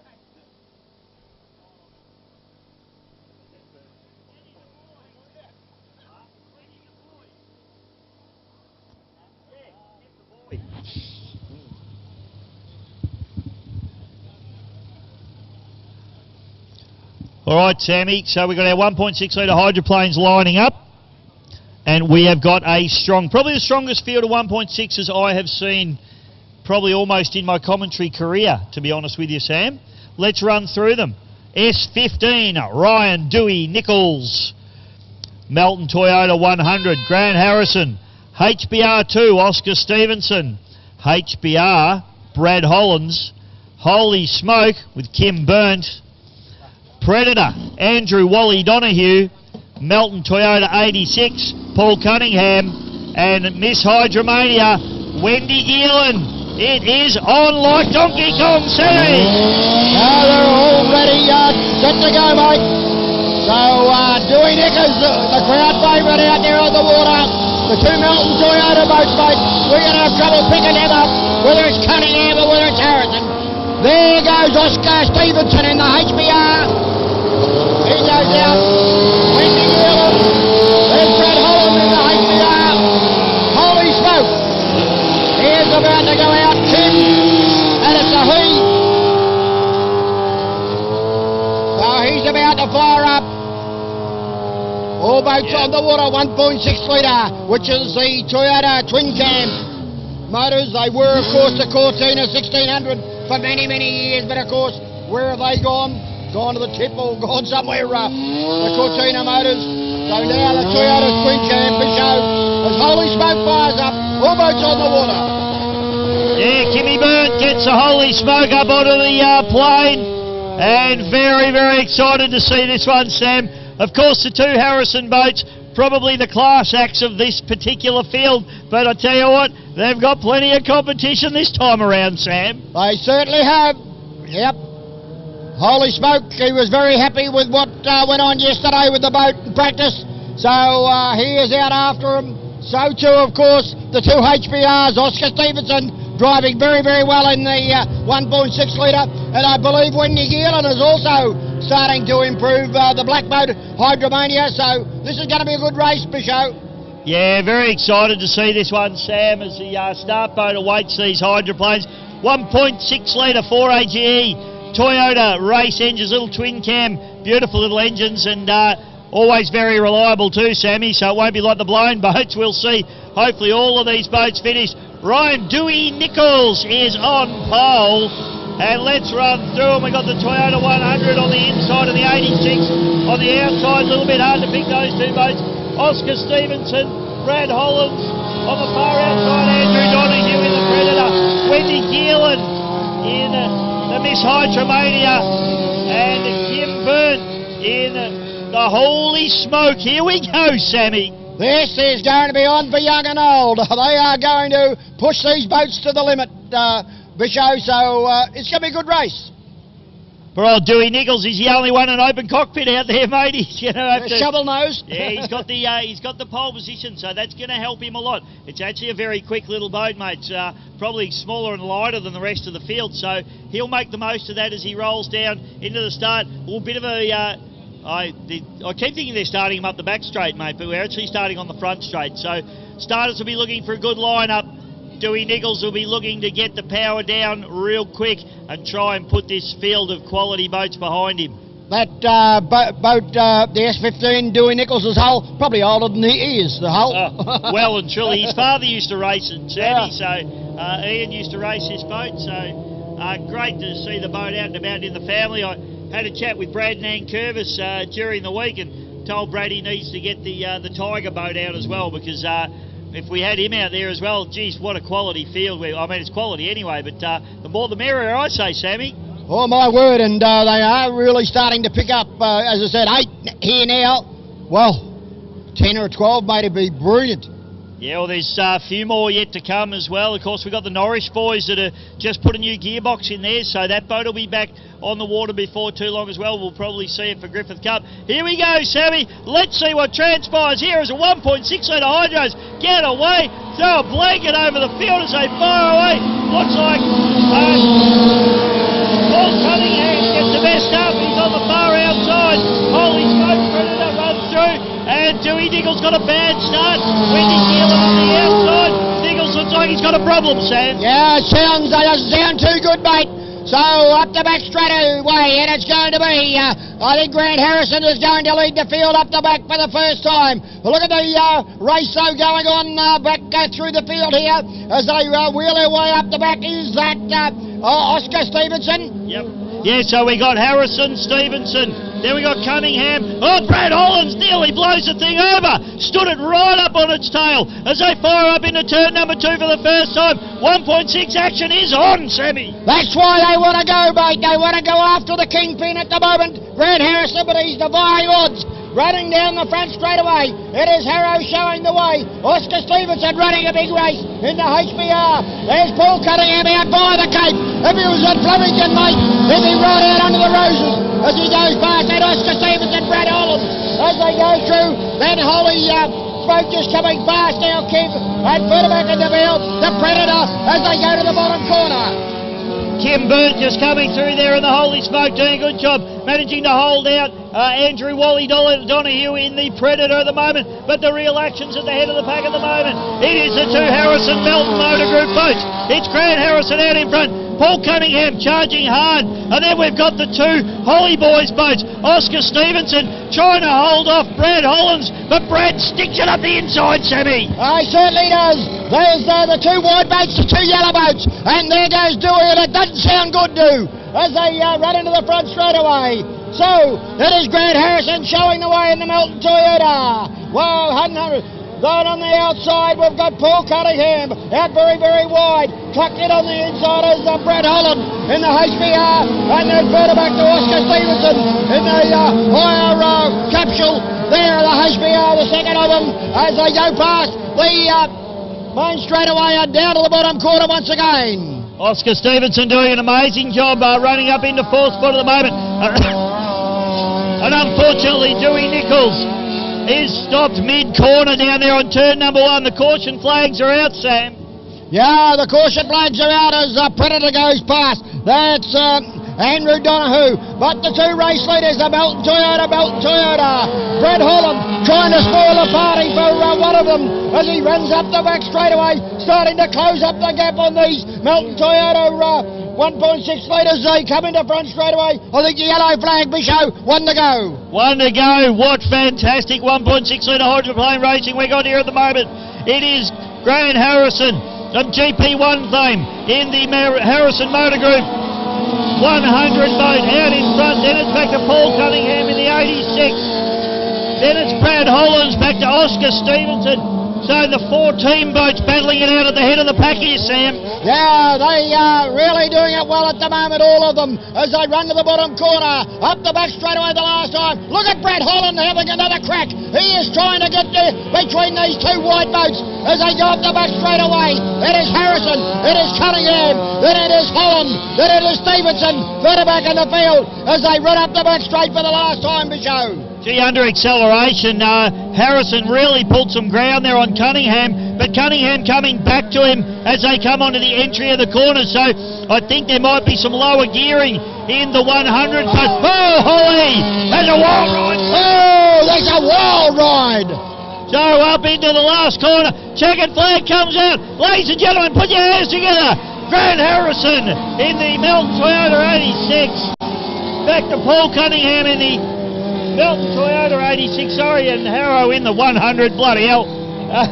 Brad Hollands into 3rd place, Oscar Stevenson into 4th place. More boats coming down through the bottom turn here, and it's Andrew Donoghue in the Predator. Looks like he's a little off the pace here, Sammy, with that particular boat, but he brings it home, and they'll get to work on that boat and try and get some more pace out of it, I think.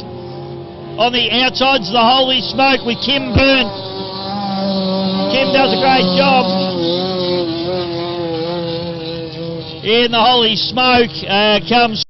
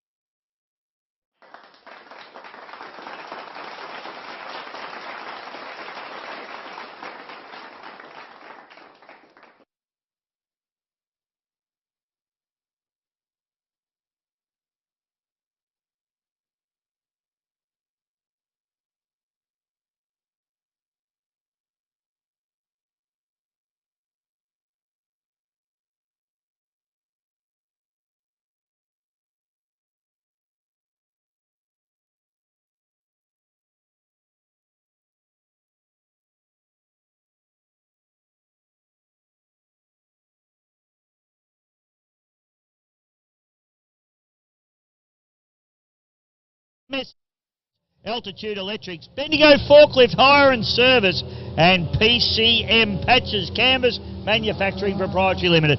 Big shout out to our wonderful sponsors. Thank you for your support. We hope you're enjoying the racing at home, folks. Sam and I are going to take a short break, and we'll be back in just a moment. So you've got 6 litre hydro on the street now. Lawson Shield Race 2.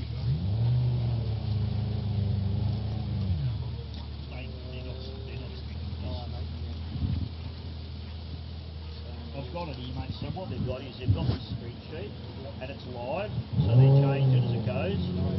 So I'll just let you know what race is what race.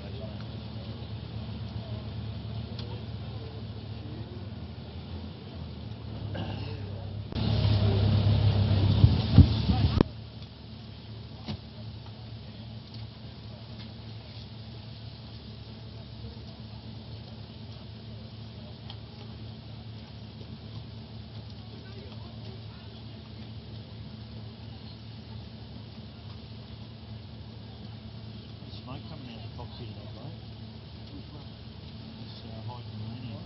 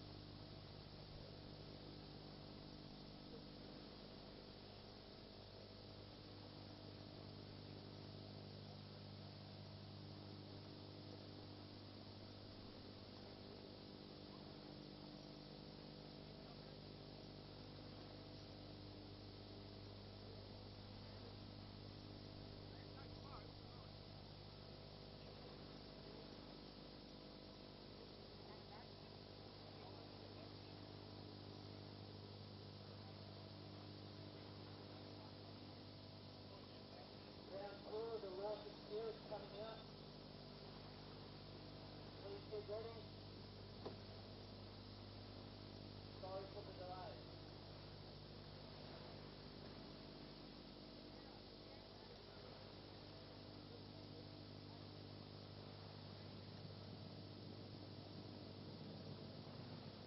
Oh, here he is. I'll bring the new ducks on. Damn it. Well, you didn't know what.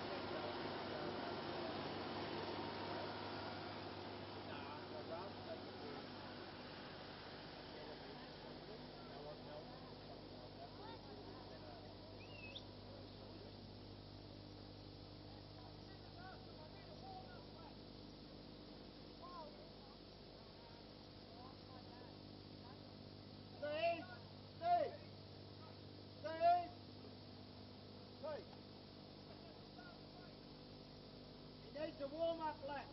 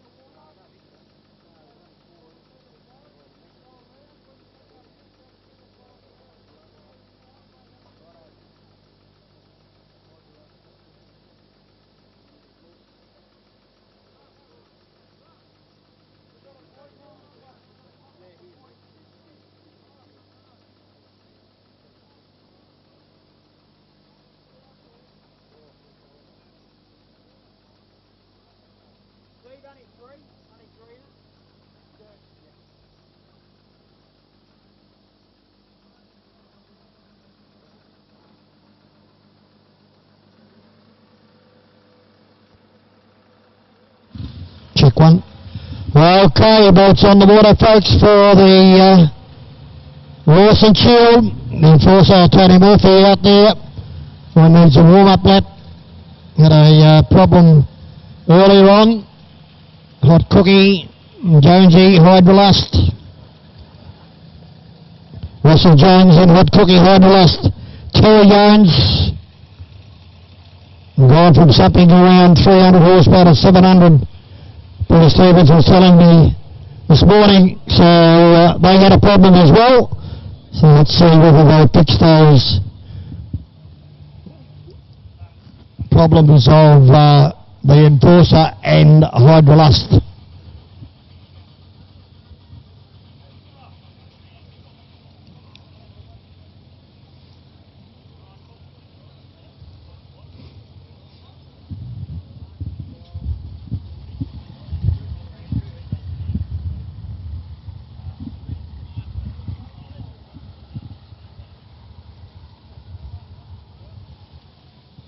Delay had a problem with boys up at the top end of the circuit. We've now sorted them out, lined them up, so we'll have to get back into racing.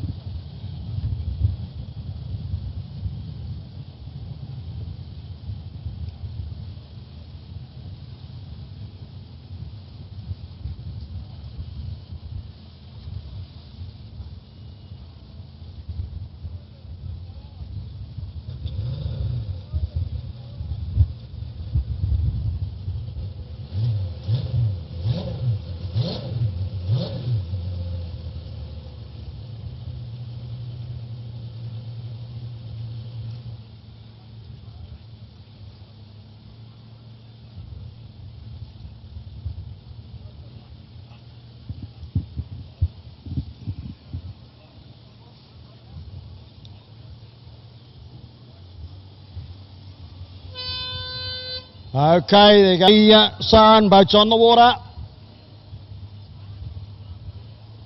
I believe Tony Murphy's having a one-lap warm-up in the enforcer.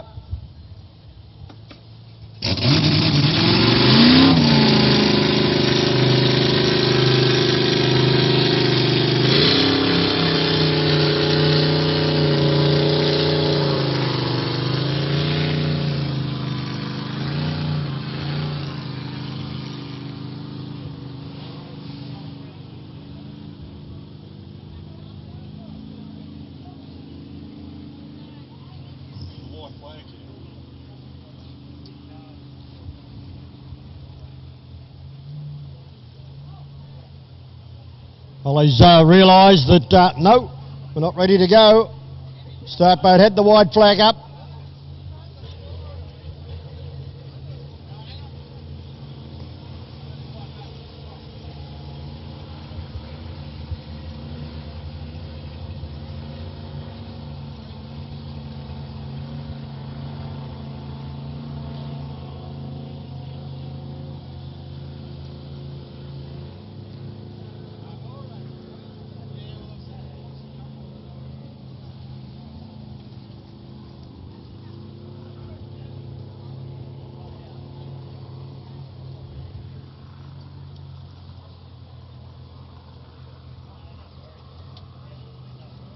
Wide flag is about to go up.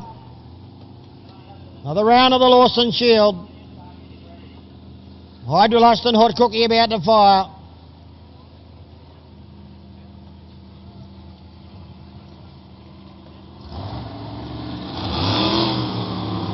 All boats on the water. We are set for a start. Tony Murphy and the Enforcer. Hot Cookie, Russell Jones. Hydrolust, Terry Jones. So the Jones boys are going to go dancing again. Bisho's back. I'm back. He's been around the traps. What have you found out, mate? Hey Sammy, just been down in the pits just checking out, so Dewey Nichols, looks like a bit of water in the ignition system for that boat. These guys, I'm not sure, I haven't caught up, but good news is we can see 3.6 litres out there, mate, so I'm pretty excited. Yeah, by golly, yep. So Tony Murphy had a lap around. He seems to be pretty happy that he's got it back. Hydrolust also, Terry Jones, so they had a problem early on as I was talking, so he looks to be okay as well. So all boats, 3 boats, should be a good run here in this round of the Lawson Shield.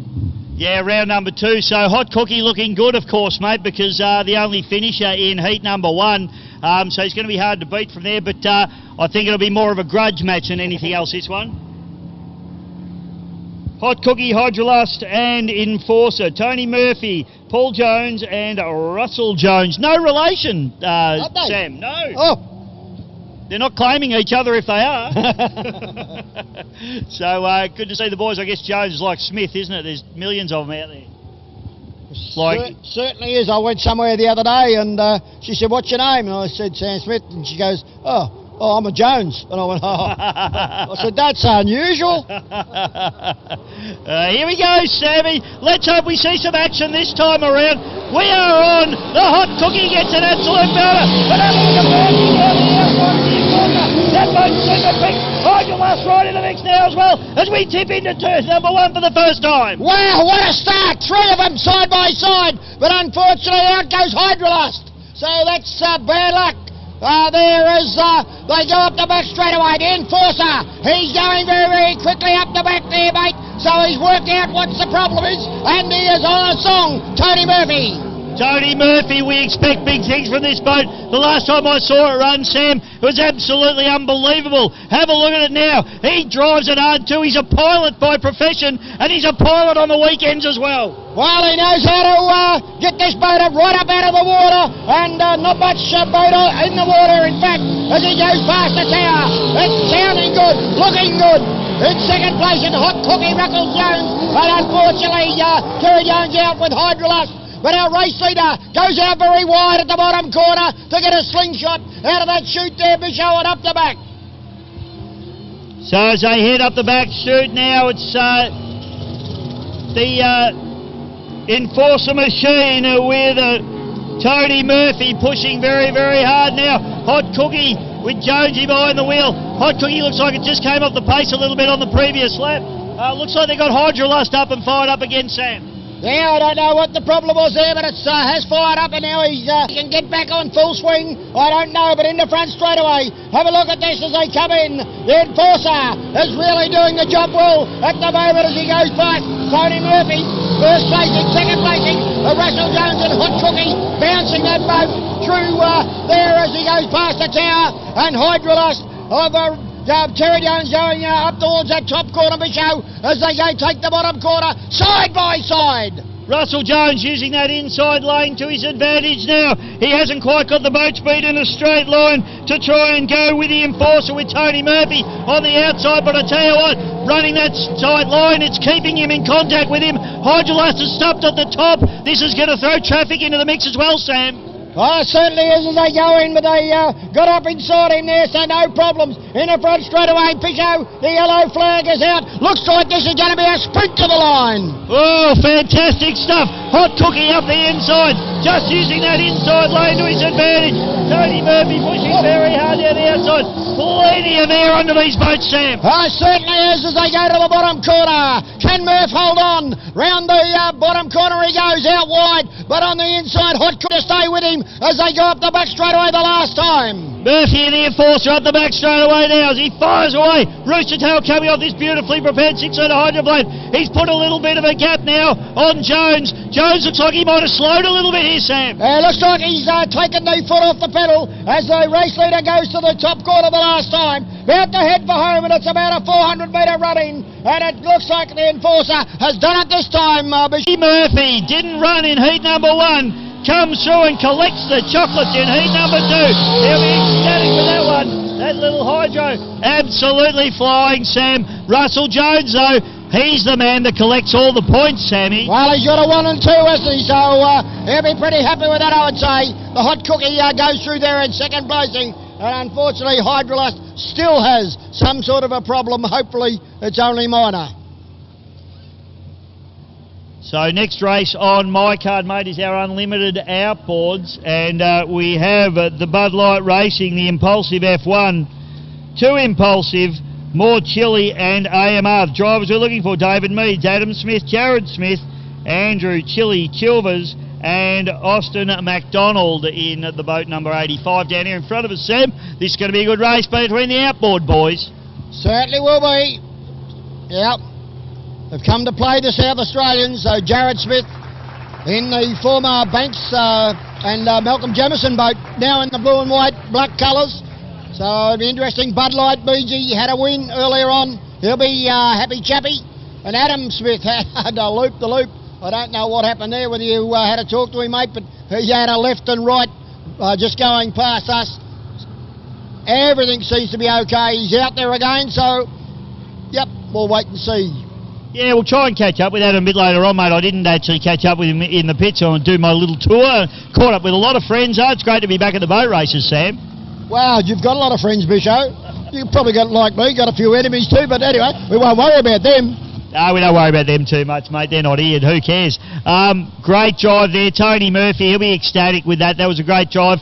And, gee, prepares that boat well, doesn't he? A beautiful looking boat, mate. The first time I've seen it. And I'm very impressed with it. Yep, sits on the water nice. And when he goes for it, it really does boogie. Mate, in life, there's blokes that are racers and there's blokes that are race fans. And I'll give you the tip, Tony Murphy is a racer of the highest order. Wow, there we are. One, Dave Bishop.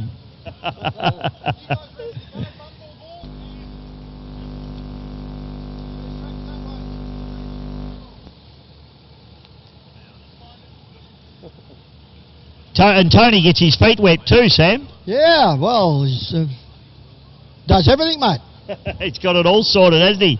But, that boat goes back on the trailer, and I don't think he'll be able to take the main event down today, but he certainly proved that the boat's super, super fast, and probably, you know, the Lawson Shield might just be out of his reach now, but certainly quick. I haven't seen the entry list for the actual Gold Cup, but I wouldn't be surprised if he's out there having a tilt. Yeah, I saw it earlier on in the week, mate, and there was quite a few entered for it, well, you know, nominated for it, so it'll be interesting to see.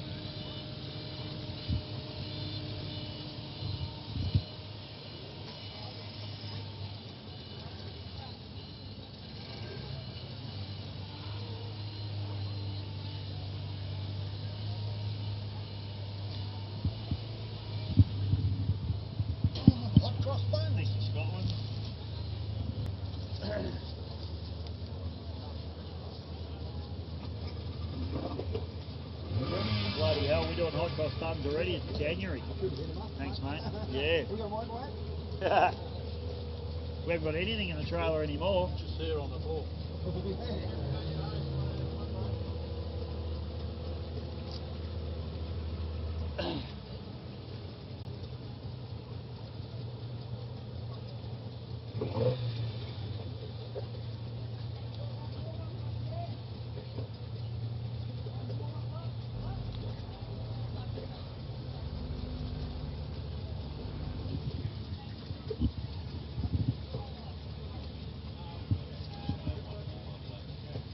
So Unlimited Outboards get the signal. They are going to get one warm-up lap.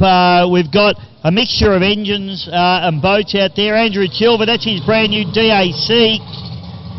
He's got a 2.5 litre carburetted engine. We've got 2.5 litre EFI on the Impulsive, 2.5 carby on the other Impulsive boat, the white, yellow, blue stripe boat with Adam Smith.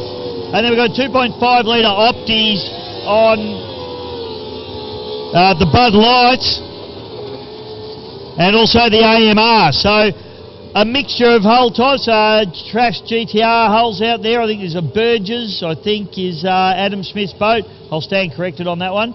All the tunnels, they look so similar, Sammy. I have trouble picking the difference between what's what sometimes. The tunnel boat guys will be hating that, but got some good quality boats, some great quality drivers out there, and this should be a good one. So Jared and Adam Smith, and also Austin McDonald over from South Australia. So terrific to have those boys come across from the border. And Davey Meads, well, he's already had one win here today. This is probably the one he really wants to win, the Unlimited Outboard category. This is where his boat really slots in. So let's see what can be done. Andrew Chilver there in boat number 34, the More Chili machine.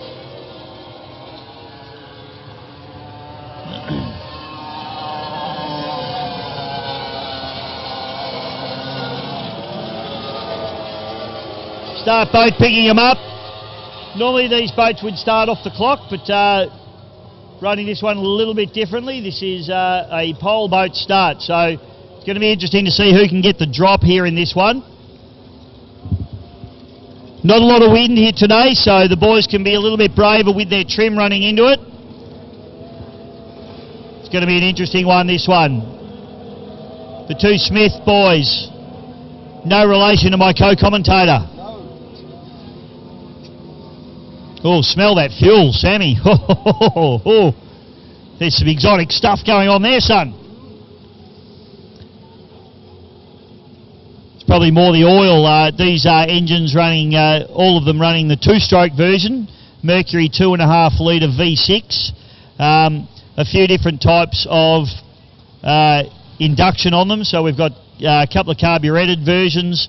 We've got an EFI version, and we've also got two Optimax high-pressure direct injection engines out there. So quite a mixture of engines, although all based on that 2.5 litre Mercury power plant. White flag's up. Looks like Meadsy is on pole, so this is going to be a barn burner here as we wait for the flag to drop. It does. We're racing, and Meadsy gets a cracking start in the Bud Light, but it looks like Jared Smith with all the power is Impulsive, surges into the lead. Chilver on the outside of him, Adam Smith, and on the outside, Austin McDonald running the wide line as we go through turn number one for the first time. It's Jared Smith pushing hard. Dave Meads up the inside. Then it's Adam Smith and back to Andrew Chilvers. Back straight away now. And Smith with the EFI 2.5 Merc, probably got the most horsepower on the paddock at the moment, and he's showing it at the moment with this beautiful Impulsive boat out of South Australia. Runs a very wide line. Meadsy might have a little cheeky look up the inside. I would if I was him. And the Bud Light runs up into second spot, but Smith's going to be hard to catch from here. Plenty of power out of that boat. Then it's the 2.5 litre Optimax on Dave Meads' Bud Light Racing. Adam Smith and then Andrew Chilver having a look around the outside of him as they fire up into the top turn, and unfortunately it looks like we've got a problem here for the AMR with Austin McDonald. He looks like he's a little off the pace, Sam. Yeah, he does very, very slow going past the tower, but not slow as Jared Smith. Have a look at him. Too impulsive, the South Australian, showing the way out in front and doing it well. What can Dave Meads do in second placing Bud Light? He's trying hard to get closer to him. Then Adam Smith, the brother of Jared there in impulsive in third placing. They are the sons, I believe, of Terry Smith, who drove a boat called Alcatraz, a hydroplane. So why have they gone in F1s, the outboards? I don't know. Because the outboards are great, Sammy, that's why. So Jared really running some trim. Actually, Dave Meads running plenty of trim on that boat as he came down the front straight away, trying to extract everything out of it. He just hasn't quite got the mumbo to go with Smith at the moment, and it looks like Smith, little bit of traffic coming through here as he just comes round up the inside there of Austin McDonald. Yeah, he's certainly doing it well. The boat looks beautiful on the water. It was a former Greg Banks boat, mate, this boat, and former built by Malcolm Jamison of New Zealand, and he campaigned it. So it's a brilliant boat. It's been a lot of success with Jamison and also Banks, and now Jared Smith looks as if he's got the handle on it very well indeed. Yeah, McDonald's got drama there. He's just running the wide line. I'm not really sure why he's continuing on at the moment. Looks like he's well off the pace. You'd probably bring him back into the pits, but maybe he's trying to sort something out in the cockpit. I'm not really sure. So it goes back to Meads, then Adam Smith, then Andrew Chilver, rounding out the field now as we come around the bottom turn for the final time. It is going to be Jared Smith out of South Australia. Checkered flag comes out, and he's absolutely clinically torn them apart in this one as Jared Smith takes the win in the impulsive machine. Dave Meads, he'll come through him for second place. Very experienced campaigner, but probably just not quite the horsepower required to go with that EFI 2.5 on Jared Smith's boat. But Meadsy brings it through, second place. Third spot, a good run there for Adam Smith. And into fourth place, Andrew Chili Chilvers in the more chilly machine. Only second race meeting for him in that boat, Sammy, so he's doing a nice job. And now McDonald comes through. And that boat actually picked up the pace on the last lap, so not sure what the issue was going on there, but let's hope they've got it sorted out. Yeah, certainly hope so. Well, looks like we've got the 25 550s out on the water, mate, so first time today.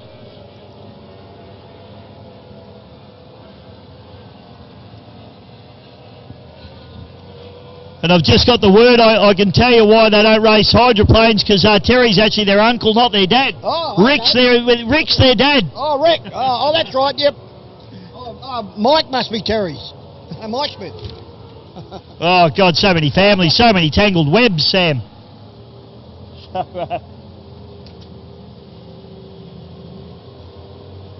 And that's thanks to Platsy for giving me the heads up there too, so thanks, Platsy, for that one.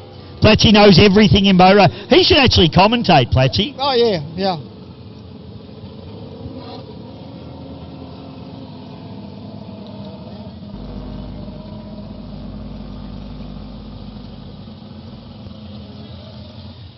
Davey Meads, he'll be happy with that run. I don't think he had the power to go with Jared. Good run there from Jared Smith. He'd be pretty excited with that. How are you enjoying Eppalock, Jared? Pretty good, isn't it? Good on you, mate. Boat look fantastic.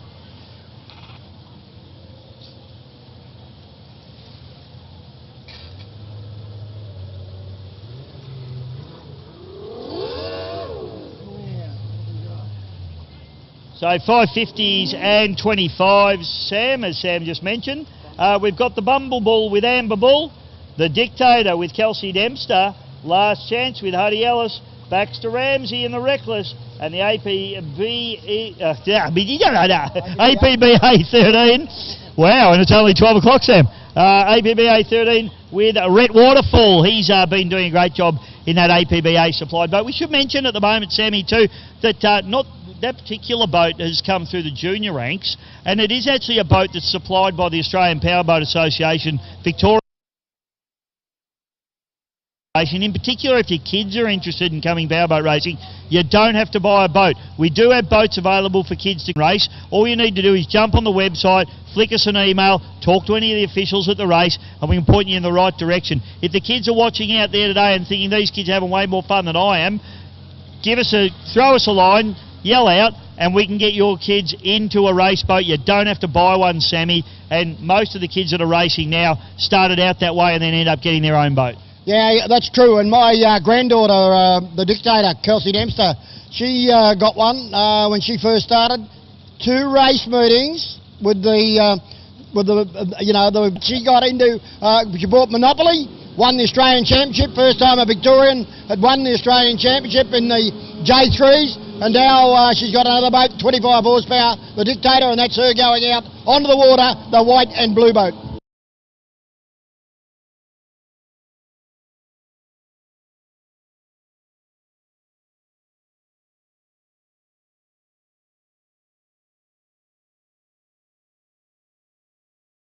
A smile out of her occasionally. Oh, well, I get a conversation. Well, you should. You're a grandfather. So great to see Kels out there, and don't worry, all the boys treat her as a serious threat. So she'll be one of the quick boats out there. Huddy Ellis, you can see young Huddy out there. He's the prey mantis. He's all arms and legs. He's out there running in this one as well. We've got Amber Bull. She's in the little tunnel 550 with the cockpit, and that boat's name is Bumble Bull. Say that 5 times fast and see if you don't get in trouble in the commentary box, Sammy. We've also got last chance, Huddy Ellis, which I mentioned. Baxter Ramsey in the little blue machine, the Reckless. So we'll send them down. This is a clock start for our 25s and 550s. We'll put the white flag up, and that'll be a minute to start, Sam. That's synonymous with boat racing, that name, mate, Ramsey. Eh? Oh, great to see Baxter out there.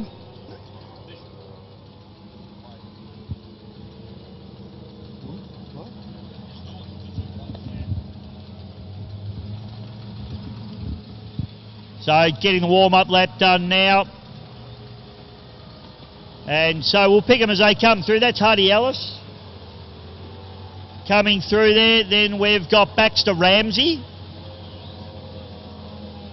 Then we have Kelsey Dempster. And then on the outside is Rhett Waterfall. Don't go chasing waterfalls, Sam. No. And this is Amber Bull. The Bumble Bull. The Bumble Bull. Kim told me this morning, like he was doing me a favour, that they're only running 1 bull boat this weekend. They normally run about 4 of the bloody things. Yeah, thanks, Kim.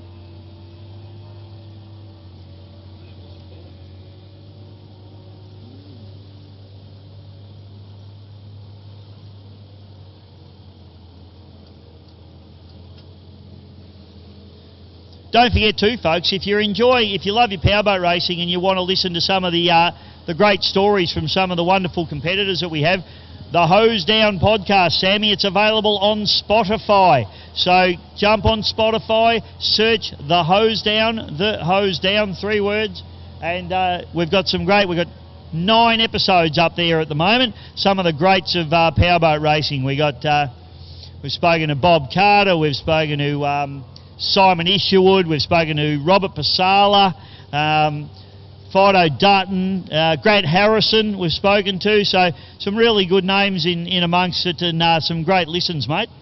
Yeah, well, certainly I've got to have a look at that, Bisho, but also your great mate is here this weekend, Savage Apparel. He's up there in the spectator area, mate. Yeah, well, actually, a big shout out to Mark Savage of Savage Force, because I was following him up the road in here last night, and he actually pulled over and let me past his stupid big trailer. So, because I was thinking I'm going to get my ute covered in dust following him, and he pulled over. So, thanks, Mark. You're a legend, and make sure you get all your merchandise, folks, all the gear, and we've got the white flag up, and we are approaching the start very gingerly, mate. In fact, looks like Kelsey's keen, but maybe a little bit too keen, Sammy. I'm watching for the clock now. She hasn't hit 0 yet. This is going to be a bit of a problem for her because she's going to have to take off from a standing start, and I still haven't seen us go 0 yet. I can only see the back of the clock, so I can only see the last 5 seconds of the clock. Here they go. Looks like Amber Bull's going to have a run at it. Here we go, and we go 0 now. So, I'm not sure where the line is. I think it's a checkered one. So, Rhett Waterfall gets the best start. Kelsey, Dempster, Amber Bull, and then on the outside, Baxter Ramsey, and unfortunately, Huddy Ellis has got a problem, Sam. Yeah, certainly can't get it up and going, so he might have to pull into the middle, or he's going to sit there. But as they go down to that bottom corner the first time, and Bumble Bull over on the inside. I think Kelsey's on the outside of her there as they go up the back straight away. That's Amber Bull. So it's a race in. The two ladies out there in front, and they're obviously saying, Bishop, catch me if you can, boys. Yeah, absolutely. Have a look at this. Absolute side-by-side, gunnel-to-gunnel and deck-to-deck racing as Amber Bull puts plenty of trim into that little tunnel boat. Kelsey going with her. There's nothing between these two boats up the back straight, Sam. No, well, that's the 550, the one on the inside, and the 25 on the outside. So they're having a great dice in this 25 550 class as they go up to the top corner. So into that top corner they go, and Amber just on the inside, Kelsey on the outside. Just lost a little bit of leeway there as they come into the front straight away, but drips that boat out wide as they come down the front. Oh, big jump there from Kelsey Dempster as she keeps the foot in and throws the boat well up into the air. Unfortunately, lost a little bit of drive and lost a little bit of ground there to Amber Bull. Now we've got Baxter Ramsey in third place, and he's taking advantage of that. I think they might just have a little bit much trim in the Dictator boat, Sammy. I'm not sure. Looks quick, but it's throwing its nose up a little bit. Yeah, certainly getting the nose up into the air, so maybe they've just got to trim that motor out of, well, a notch or two as they go down to the bottom corner, but it's very, very quick when it settles down. But Amber Bull is the one that they've got to beat up the back straight away. Bumble Bull shows the way from the Dictator in second place, and Reckless is third. Baxter doing a great job there in third placing. Now starting to get on the back of Kels as they wheel their way up the back. Great racing from the 25s at the moment as they storm up the back straight away, and it is absolutely on because Baxter Ramsey has now dropped to the inside of Amber Bull's wash and has forced Kelsey Dempster out into that lane number 3. Let's see what happens up here into turn number 2, Sam. Yeah, as they go up into the top corner, Amber Bull and Bumble Bull shows the way out in front. Kels got round there, okay. She's generally a good, very, very good corner person is Kels, but just gets out a little bit wider. Again, the boat starts to lift out of the water there, Bishop, as they come down the front straight away. Oh, who wants to sponsor the Dictator? Put it on the bottom, mate. Yeah, it's just a bit nosy, isn't it, Sam? And that's the issue. And Baxter's making a little bit of ground every time it throws its nose up like that. So Kelsey's certainly not backing off. But what happens is, Sammy, when the propeller comes out of the water, it loses drive. So you lose ground. It's like wheel spinning in your car. So you've got to try and keep that prop in the water at all the time. And every time she jumps out, she slows down a little bit, and Baxter's making a little bit of ground. But she's holding him off at the moment. Yeah, good call, good call. That's exactly what it's doing at the moment. So, as I said, maybe just got to trim that motor because they haven't got, a way that they can trim it themselves. Not like, like the displacements in the hydroplanes who've got the wing and then they can do it, in the boat. They've got to lean forward in the boat if it's getting a little bit out of control. Yeah, a lot of these 25s now, Sammy, I notice a lot of them putting seats in them, but traditionally 25s have never had seats in them because you want to try and move your body weight back for going down the straights and getting a lot of trim, and then you want to move your body weight forward to try and trim it in for the corners. But a lot of these boats now, they seem to be running seats in them. I don't know whether that's because, the modern propellers and the modern setups are a lot better and easier to control, or whether they just want to sit in a seat. I'm not really sure, but I tell you what, checkered flag comes out, and Amber Bull has absolutely dominated in the little 550 boat. She's the first 550 boat home. Kelsey, still as loose as a goose, still that little bit much trim in that boat, but she does a great job. She's the first 25 home, and she just knocks off young Baxter Ramsey in the Reckless, who comes in for third place. Rounding out the field, Rhett Waterfall in the APBA 13 boat, and he's done a wonderful job too. Only a couple of race meetings for him. I think Maggie may have been his first, but he's done a wonderful job.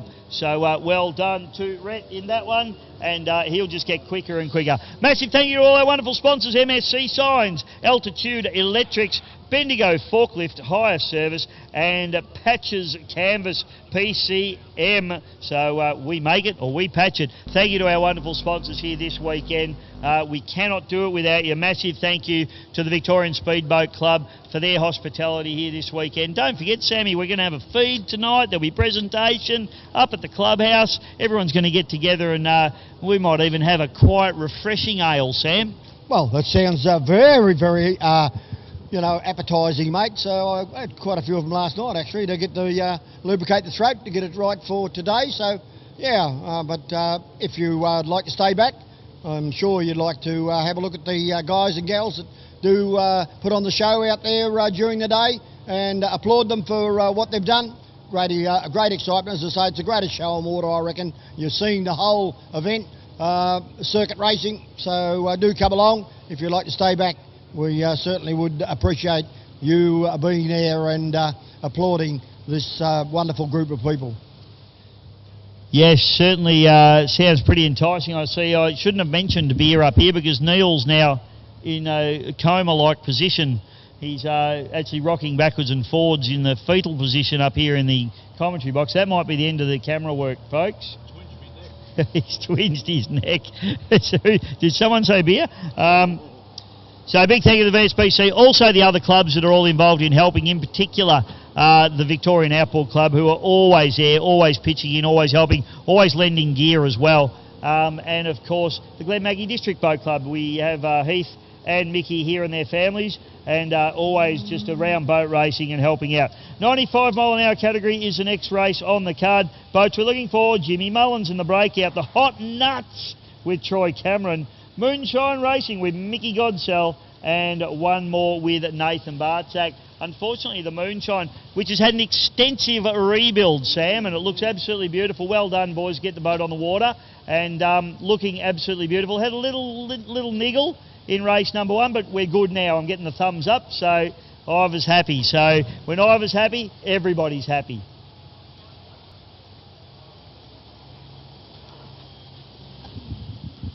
Cowboy.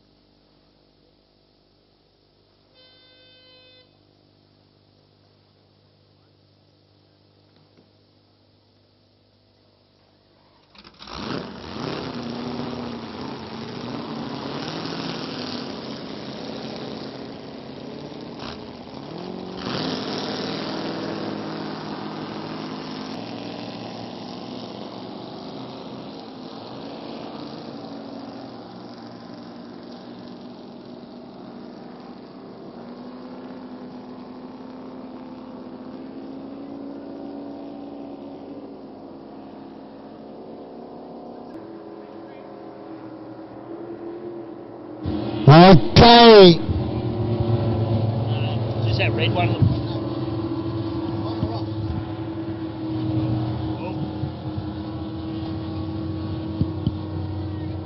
There you go, bud. What's this, 95? Hey? 95? 95, yep. Okay, Yeah. Hold it down. 95 mile an hour, boats on the water. Council, one more, Nathan. Hot Nuts, Troy Cameron, Name that boat after you, Sam. Hot Nuts. Oh, thank you. Can we do this? All right, Sammy, nice lineup here. So, as we mentioned before, for those of you that haven't seen a lot of boat racing, you're watching at home for the first time, these boats are limited to 95 miles per hour. Those GPSs are checked at the end of the race, and if you've gone over 95, you're out. Here we go, we're racing. Nice little lineup there. Mullins gets a good start. Troy Cameron outside him. Then it is Mickey Godsell and Nathan the Ballsack Bartsack down into turn number 1 for the first time. I've always got to sneak one in. Yeah, I've always got to sneak one in. As we go around the top turn, Sammy, have a look at this, gunnel to gunnel. Oh, are they doing 95 or are they doing more, Bishow? Down the back straight, it's a breakout, showing the way. In second placing, Hot Nuts. Moonshine over on the outside, and where? Jimmy Mullins, mate, doing a great job. He's got that pole position. He's not going to, doesn't want to mess this one up, mate. He's got track position here. Yeah, he certainly has. They come in the front straight away. But our race leader, Breakout, shows the way. Little Hot Nuts, second placing. Third placing is the Moonshine over on the outside. And then further back in the field, the one more Bishow as they go down to the bottom corner. It is on for young and old. Three in line as they go to the bottom. Troy Cameron in the Hot Nuts doing a beautiful job, just trying to get around the outside of Jimmy Mullins here at the moment as they fire through. Godsell on the far outside of them, and Bartsack as well out the back door, but he's dropped into pole position. That'll give him a tighter line, Sam. It certainly will. He's got a bit of work to do though, because Jimmy Mullins kicked away about 2 boat lengths from the little Hot Nuts. And golly, it's going well up into that top corner, and over on the outside he's got Moonshine looking for business as well. Godsell in this freshly rebuilt boat doing a great job. 95, it's a tough category. You can see you can throw a postage stamp over this field at the moment as they pick up the yellow flag and set off down into turn number 1 for the final time. But it's all Jimmy Mullins at the moment. Yeah, well, 1 lap to go as they go to the bottom corner once again. And our race leader, Jimmy Mullins in Breakout. He has had everyone all over the back of him as he goes out of the back. Answered the challenge. He's out by 2 boat lengths. Moonshine the outside, Godsell. Can he do it? And then further back to Hot Nuts and one more. But Jimmy Mullins, can he hang on? Michelle up the back. Godsell's got fantastic mid-corner speed, Sam. Watch him now as they come down in the corner. Look at the ground he makes up mid-corner. Oh, and Jimmy drives the nose in. He's trying to run the tight line. Godsell made a bit of ground on him. It's going to be a drag race to the line. It's Jimmy Mullins by about 2 boat lengths. Godsell's coming at him now. They come through, but it's Jimmy Mullins back to Mickey Godsell. And rounding out for 3rd place is the Hot Nuts with Troy Cameron and Nathan Bartsack into 4th in that one, Sammy. That's what speed category racing's all about, son. Well, we'll just have to wait and see, but as we picked him as you did, Jimmy Mullins, but whether they're broken over the 95, we'll have to wait and see, Bicho, but great racing. Well, Sammy, we're going to have to catch our breath in a moment. Oh, it's, looks like Cameron just hope he doesn't do another lap at top speed. Sammy, that'll incur him a penalty, that's for sure, but hopefully he does not. Looks like he's come off it now, so Big Dennis, the cheeky chap, Pasala.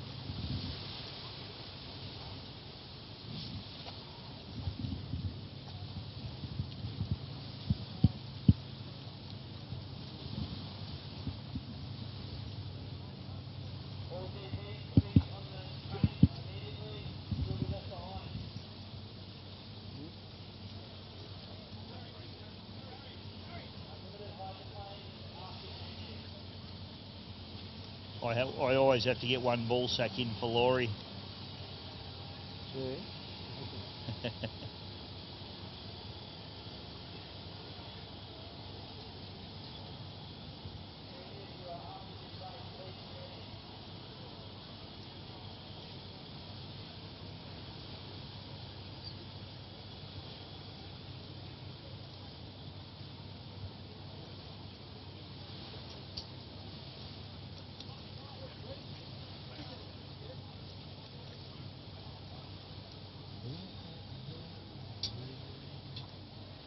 Ah.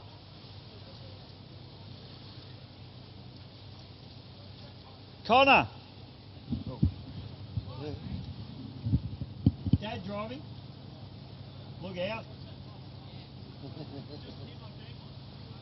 You give him a few tips? If he breaks it, he fixes it.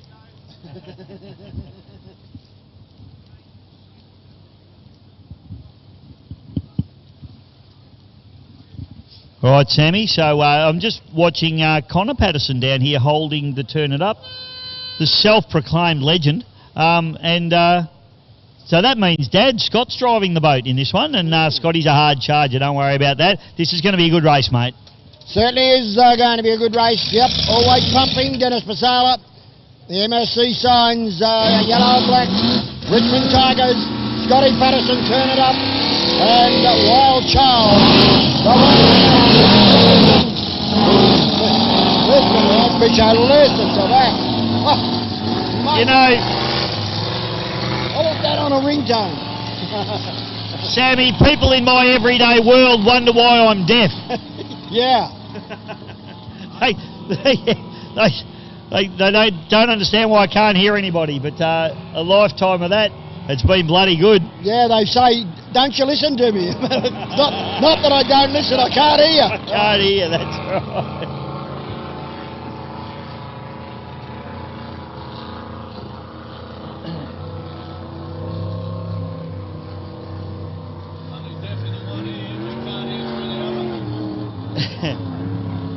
All right, so white flag's up. Unfortunately, mate, Dennis Passar always pumping, which is very unusual, very reliable, the engines normally, but he doesn't seem to be able to get that boat fired for whatever reason, which is very disappointing.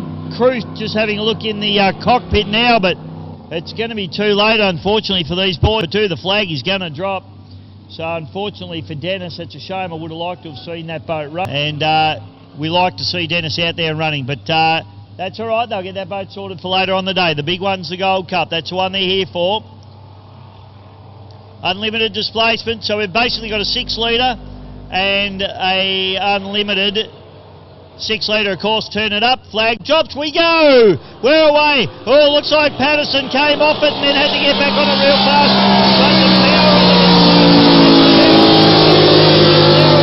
the Wild Child tips it in hard into turn number 1. Hard on the pinches to Turn It Up now as they come through. Patterson hard on the cab plates, trying to sneak up the inside of the big blown boat. Here's Sammy. He certainly is. Scotty Patterson in Turn It Up. Up the back straight away though, and it's Darren Robinson with sheer, as you said, sheer power. Gets away from Scotty, but he's got to button off about 200 metres out. Pato will button off about 50 out.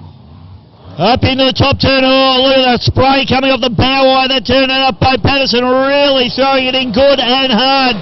But looks like Robinson's got his measure at the moment as he opens up that big up into turn number 1 for the second time. The Wild Child looking good, Sam. Certainly is. He certainly got it worked out this time round, mate, as he goes up the back straight away. And Darren Robinson, the wild man, former Tasmanian, now in Victoria, shows the way. From Turn It Up, Scotty Patterson are doing a great job. Oh, got the boat a little rock and rolly, but up towards that top corner as they come round. 2 down and 2 to go, I'd say. Here we go, yellow flag out, Sammy, so 1 to go. He's trying to get some tune dialed into this boat for the big one for the Gold Cup. He wants to try and win it as he tips it into the port turn at the bottom end of this beautiful Darrenal Pool course. And the Wild Child has a little bit of a bunny hop as he tries to get the Perry. Very hard to get round now. Oh yeah, up the back straight there, top corner. Last time round, mate. And Darren Robertson in the wall. Oh, he's gone! Robbo! No, he's still going. Oh, you overshot the mark a little bit there in Wild Child, but he got out of it as he batted the power right off and into the front straight away. Bishop up the inside, but the conditions suited the big blown boat and this big long Darren Robertson. Boat sounds a little bit fluffy now, Sam. It does. He certainly wants to defend his title, the Eppalock Gold Cup, mate. So that was a pretty good run, but as you just said, Bisho, just sound a bit fluffy there, whether it's maybe wants to lean off a little bit more, but that was a good run for him.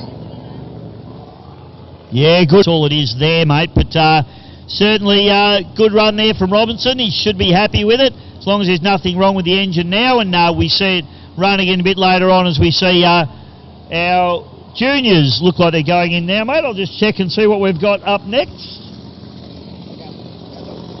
Yep, Formula Future. Juniors heat number 1, race number 2. Boats we're looking for will be Shiver with Bailey Canara. Bud Light Jr. with Harry Meads. Lucky Bride in the fat chair. Tyler, his first stab at it with the boat actually performing correctly, hopefully this time.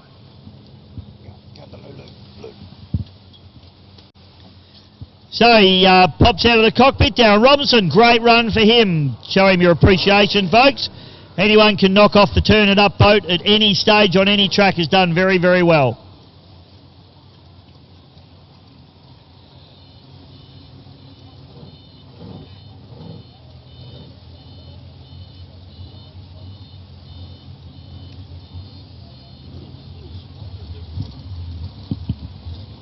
Yeah, you got him up at your joint as well?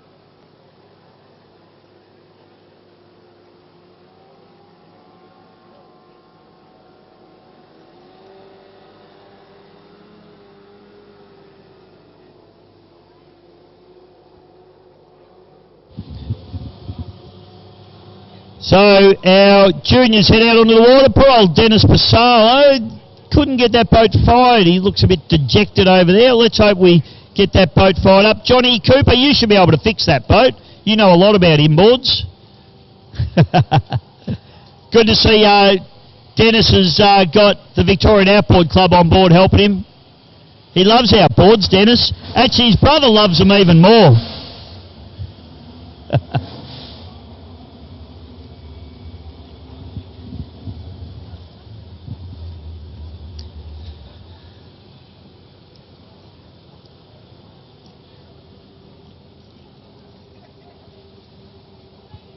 Okay, so clock start for our junior boats, and we are looking at Shiver, Bud Light Jr., Fat Chance, Aquasonic, Prime 2 and Epic Jr.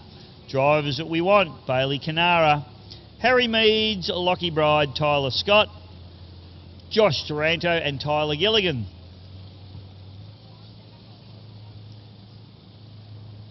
Tyler must have been a popular name 13 odd years ago, Neil. A lot of Tylers around.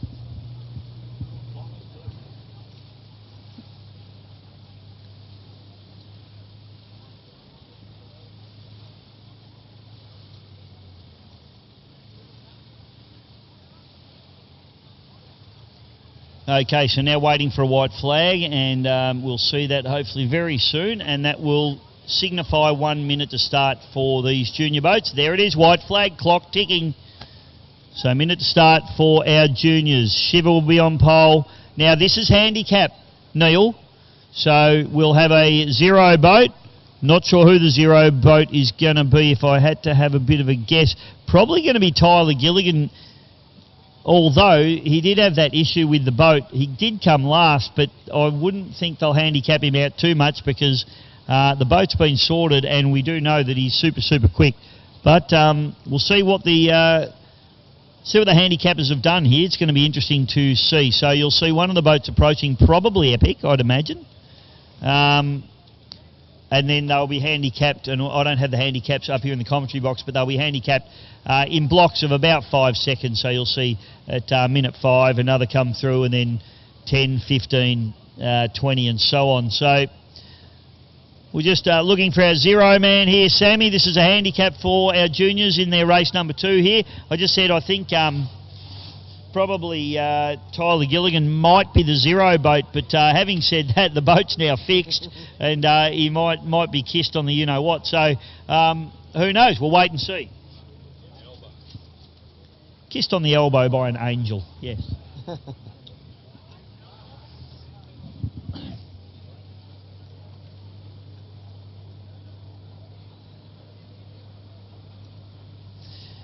All right, here we go. So, no, it's actually going to be the Bud Light. So that is Meadsy there, Harry Meads. So he's our zero man. So then we've got Fat Chance with Lockie Bride coming through.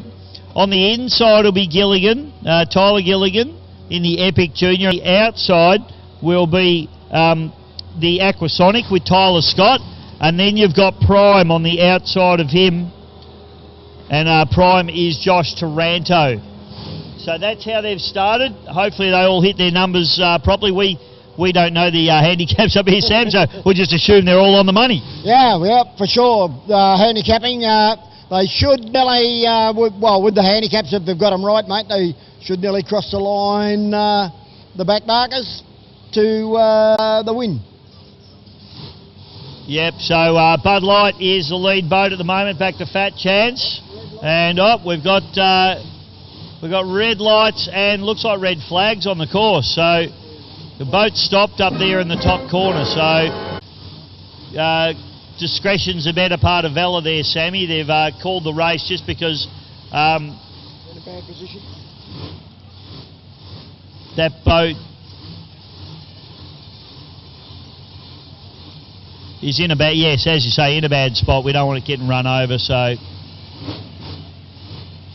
we will regroup and we will restart this particular race. Sammy, we might take just a little bit of a break now. Hope you're enjoying the racing at home and all around the world from GP Hydro live streaming, who are doing it on bare bones skeleton at the moment after having stolen. Thanks very much to the druggo scumbags that would have done that. MSC Signs, we have to thank them for their wonderful support, along with Altitude Electrics, PCM, Patches Canvas Manufacturing, and also Bendigo Forklift Hire Service. Massive thank you to all our sponsors. Sam and I'll take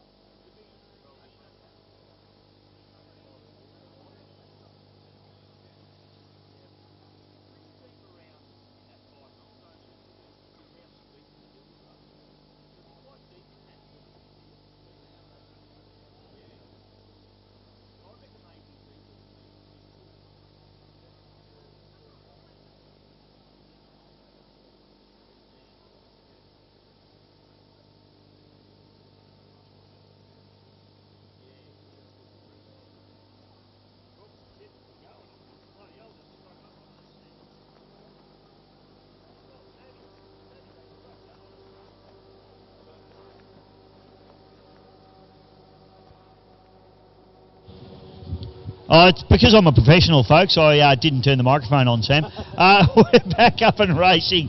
So juniors are out as we watch Tyler Gilligan go past, and Tyler Scott, the two Tylers, and Joshy Taranto come past in the prime. So we've also got our two lead boats up the top end of the course there, the Fat Chance and the Bud Light, mate. So we are back up and racing. We certainly are, and it's a pretty good tussle at the moment out in front, where we see Bud Light on the inside, Fat Chance the outside. So this is a handicap event, of course. So the back mark is now starting to go. Epic is starting to move up pretty quickly. Tyler Scott is starting to pick up Aquasonic as he goes up the back straight away out after him. And Prime, it's sitting on the G-Jack, sitting on the water beautifully. Bisho as he goes up there.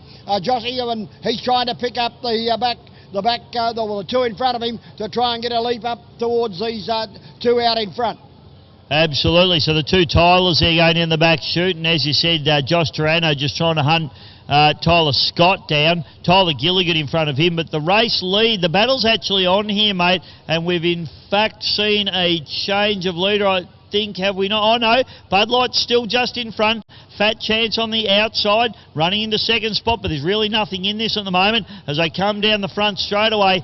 Perfect conditions greeting them here, and this is an unbelievably good battle. Harry Meads on the inside and Lockie Bride on the outside. Yeah, well, Fat Chance is jumping out of water a little bit, and Harry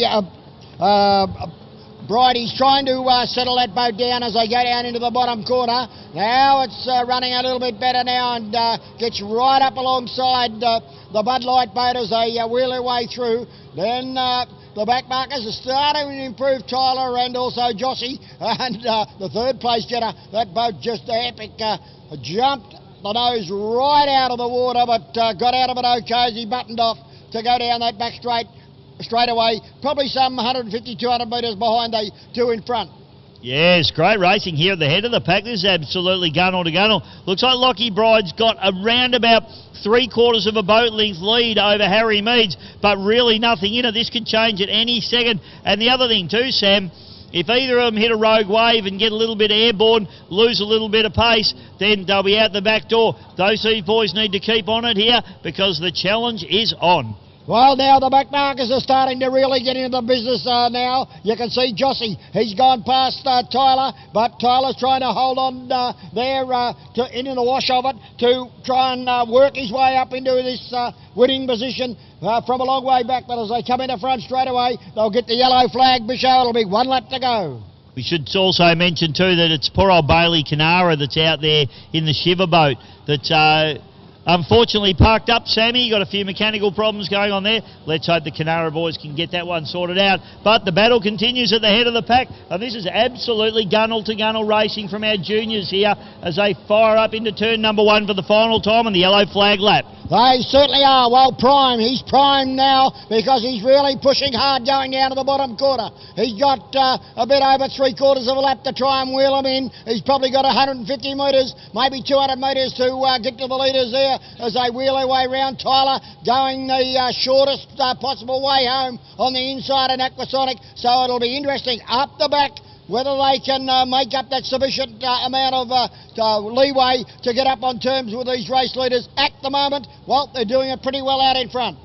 Yeah, it's certainly Lockie Bride. Looks like he's got the pace here, but the interesting thing is Harry Meads has got the track position. So Harry running that tight line, and it's going to come down to the final corner and who can get the job done. So Bride needs to really hang off the gunnel of Harry Meads if he's going to have any chance of getting around him, unless he runs a wide line and tries to maintain a little bit of momentum. It's going to be a racing call at the moment from... Oh! Harry goes round! Oh, the last turn. Sam, you can't believe it. Did you put the moz on him, mate? Oh, again? Is that the commentator's curse? Oh, sorry, Harry, that's unbelievable. Anyway, you've got to be there at the end. And Lockie Bride's the one that did all the hard work. Tyler Gilligan has inherited second place, so well done. Lockie Bride and the Fat Chance takes the win. Tyler Gilligan. Then it's Joshy Taranto picks up third place. Harry Meads will be spitting chips under that helmet as he comes through for fourth. And fifth place will be Tyler Scott. So you can't believe it, can you, Sammy? Oh, you certainly can't. It's never over, mate. Until that overly endowed lady sings that song, my friend.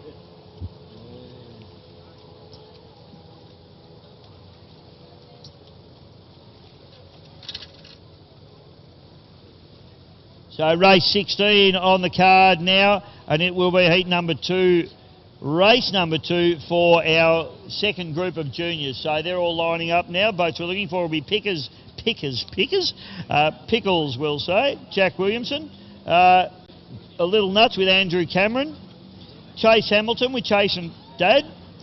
Prime with Lily Taranto. Ella Gilligan in Epic Junior, and Fat Chances Riley Bride. So we've got 3 boats there that need a driver change. So it might be a good opportunity for you and I to have a quick break and a breath, Sammy, and come back. Big thank you to all our sponsors, Bendigo, Forklift Hire and Service. We've also got Patches Canvas and Manufacturing, Altitude Electrics and MSC Signs. Thank you to all those terrific sponsors that are helping out this weekend, along with the Victorian Speedboat Club and, of course, GP Hydro live streaming, doing a fantastic job, bringing you all these wonderful pictures from the Derrynal Pool Lake, Eppalock, Victoria, Australia, for everybody at home and here and overseas. Hope you're enjoying the racing. We'll be back soon.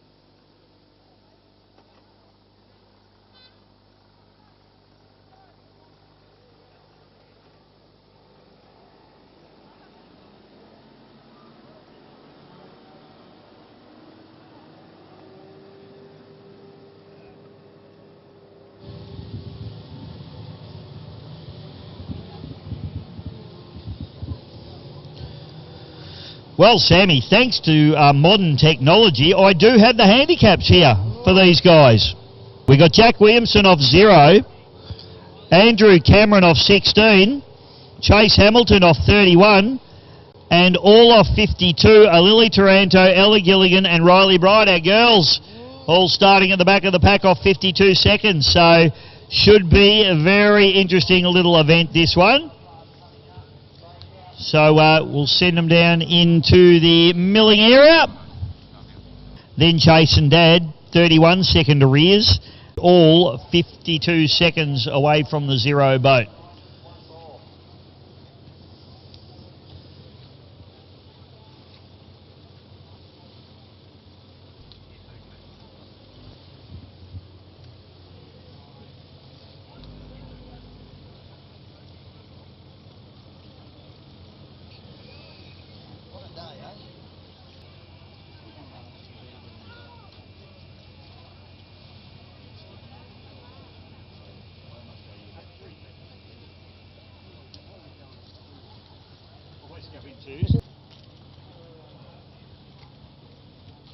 What do you get on coming, mate? Anything? A couple things. How often do you do your car? Just when I can. You know, I just sort of...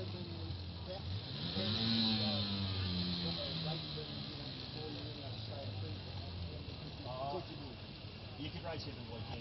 Yeah, that's why I just pick it to you when I can. I only do maybe 4 or 5 years. Yeah. Mainly what? Victoria? All Victoria. Oh, I am going to Sydney for a race in a couple of weeks. Sorry, in April. But yeah, that's unusual. Yeah, it's Phillip Island win and then hill climb.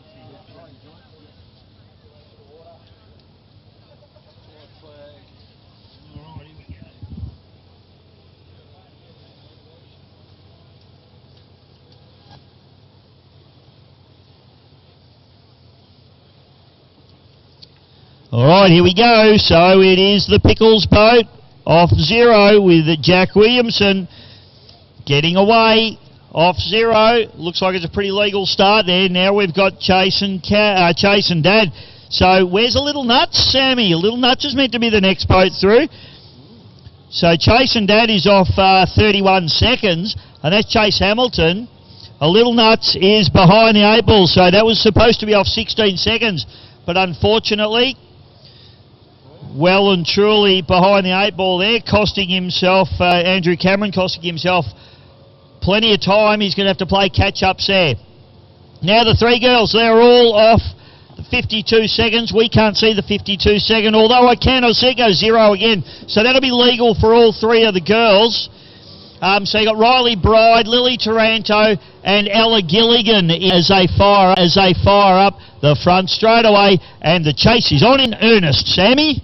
Certainly is, as they go up the back straight, but the back markers have got a fair bit of ground to make up, or water to make up on the race leader, who's going along very nicely down the back. Chase and Dad is sitting on the water very up, as I speak, just jumped the boat out, but now gets it down over the 4-lap journey.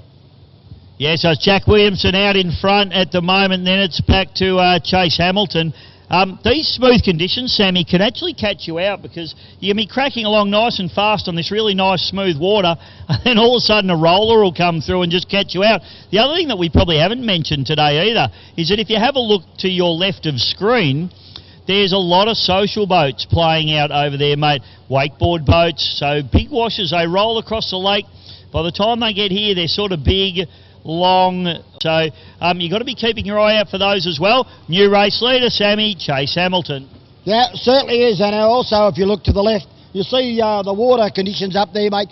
Must be just a little bit of breeze coming across there. Not too much, but just enough to, you know, keep your eye on the ball, so to speak, or keep your eye on the water. So, just a shout out, if Andrew Murphy can hear me on the commentary, you've pocket dialed me once and now you're sending me random text messages, mate, with just letters and stuff, so I'm obviously in his pocket.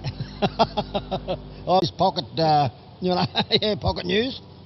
The last message was Port Cop Phone Uni. So either I meant to know what that means or he's pocket messaging me. So there you go, Murph. Anyway, let's get back to the racing, Sam. Just probably hear me while he's out there in the pitch. So back straight away, and we have race leader Chase Hamilton. Then it is back to a little nuts with Andrew Cameron. Then Lily Taranto actually has made a big break from this pack, so she's leading the girls in prime. And then it's Riley Bride, who, I don't know those of you that know, but Riley shaved her head for charity, mate. So really cool thing to do. So she's an absolute legend. It's all growing back. She was much prettier with long hair, but it's coming back, so she'll be right. Unlike me, I got no hair coming back, mate. Ella Gilligan doing a beautiful job. And in fact, she pulls up alongside Riley, so a little bit of a battle going on there. Yeah, it certainly is, but they Chase and Dad doing it ever so well out there in front. Got a nice handy break. Looks that it's a winning break to me, but the back markers, well, they'll have to certainly work overtime as Prime goes through there. So that may be the danger, mate. Yeah, so that's Jack Williamson getting overhauled there by Lily Taranto, the little pickles machine. And then we've got this battle going on. Riley Bright on the inside, Ella Gilligan on the side in the Epic. And then just rounding out behind them is a little nuts with Andrew Cameron, who was supposed to be out of pole 2, but got a bad start, Sammy. Yeah, got a real bad start, so put paid to any chance. I think something like he was off 16, he went off about 32 or something. So, yeah, probably more like 40 something, I reckon. But anyway, that's what the kids are out there for, mate, to learn the game. They certainly are, but look at Lily, absolutely flying up that back straightaway. So it'll be interesting whether Chase and Dad can hold on from here. Got the lead-in boy at the top end about to come up, but Lily is absolutely flying that boat up the back straightaway, Prime Bisho. So look out. Yeah, so yellow flag flying, mate, so she's still got a lap to try and get this done in. And Chase Hamilton, they're both from the... checkered flag. I was looking at the yellow. Checkered flag, so it is going to be Chase Hamilton. I don't think she'll get there. She hasn't got enough time, but I'll tell you what, if it was another lap, mate, he would have been in a world of pain. But he's going to hold her out, both from the Glen Maggie District Boat Club, Sammy. And Chase and Dad takes a win with Chase Hamilton, and into second place, the beautiful Lily Taranto in prime. Clearly got her looks from her mother, Sam. Hi, Mick. So, the charge of the Light Brigade here, Sammy. Have a look at this. This is a real battle going on in this one. It's a drag race to the line. Ella Gilligan's just getting over the top of Riley Bride. She's on to a third place, Ella Gilligan, Riley Bride. And the Pickles machine comes through with Jack Williamson to get the job done as well.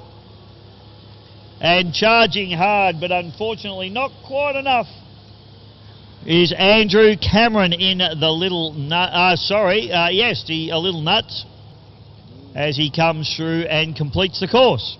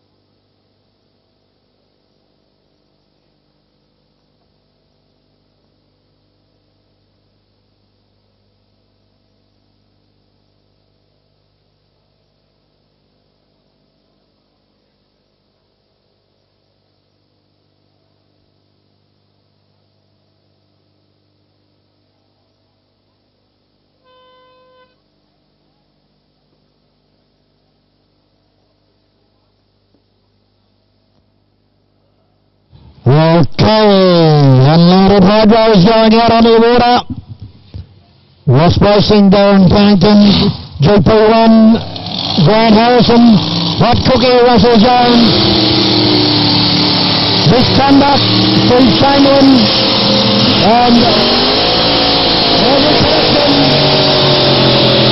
Neil Howe in the big B12, the Rosemerlin B12, trying to fire up.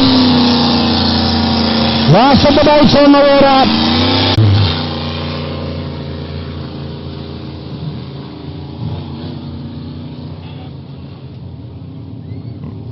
Come on, Aussie, fire!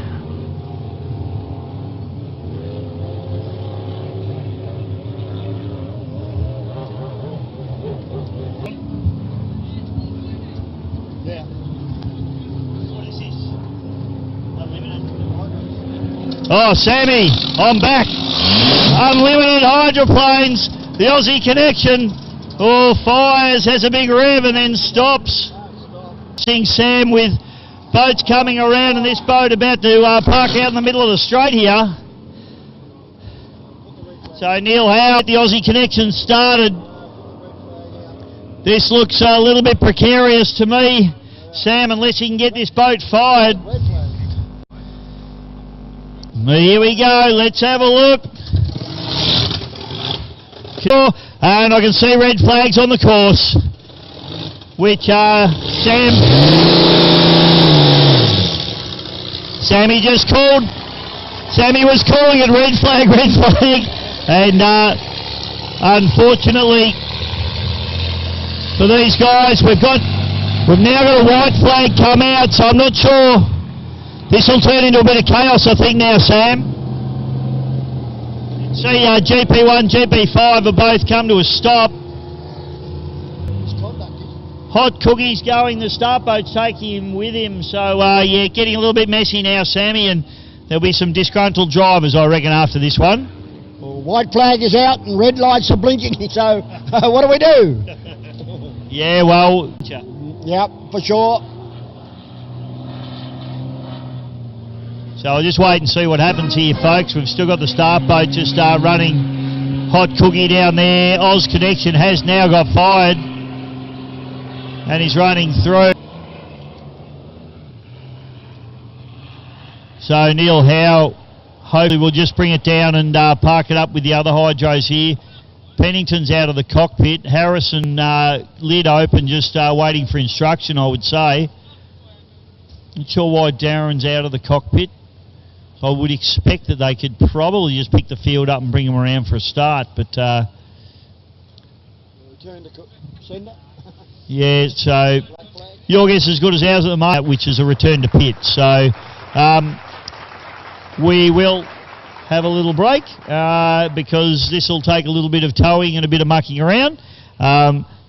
Great time to go and grab yourself something to eat, something to drink. Get up and see Mark Savage at Savage Force, and he'll sort you out with all your fantastic merchandise, both from this weekend. He's got all the old stuff as well, and he's got plenty of new gear too. He's also got Southern 80 merch, which is coming up in March this year, so a little bit later than normal due to obviously the flooding, but great to see Southern 80 will be running. Of course, Ray, next weekend, for those of you that might want to go for a drive, or like my co-commentator here, retired, could just jump in the car and drive there now if you wanted to. Me, I have to go to work and do a day job, which is unfortunate, but Sam doesn't really care. So we'll take a quick break and I'll hang out with...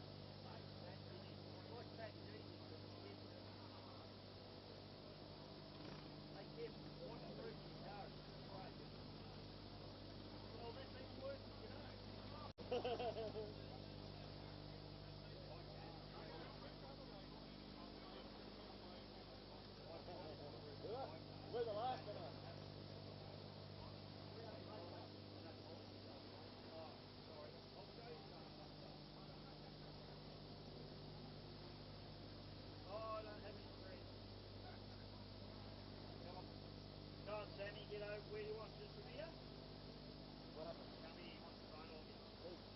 Oh, mate. What boat are you from? The 80?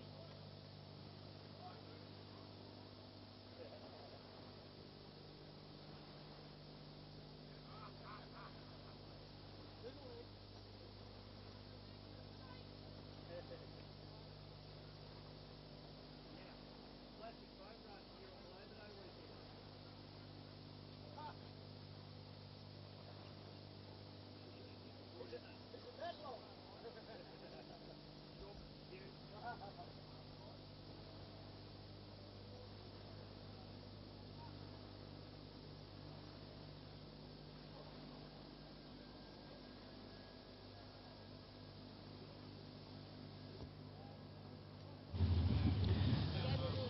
All right, folks, we're just getting this little situation. Make sure you're here as well and bring your cool old boat. And if you haven't got a cool old boat, come in mine with me.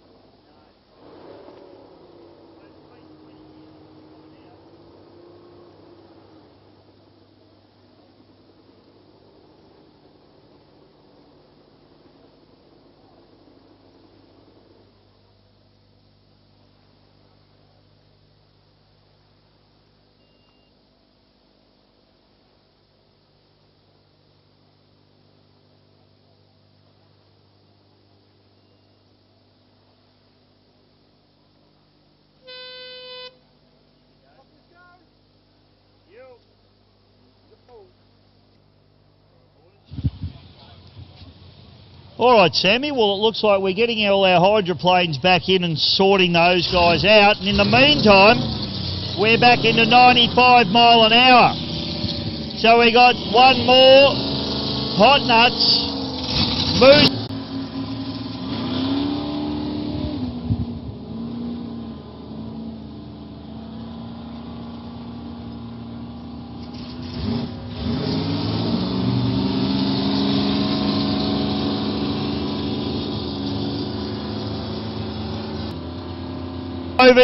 Watching the live stream, they just shouted us out, mate, so glad you're enjoying it, Timmy. We miss you being here, but Andrew's doing a good job in the boat, so you want to be... Zach in the one more, Moonshine Racing with Mickey Godsell and the Hot Nuts with Troy Cameron, Sam. And this is 95 mile an hour category, and we've seen some great racing from these boys today already.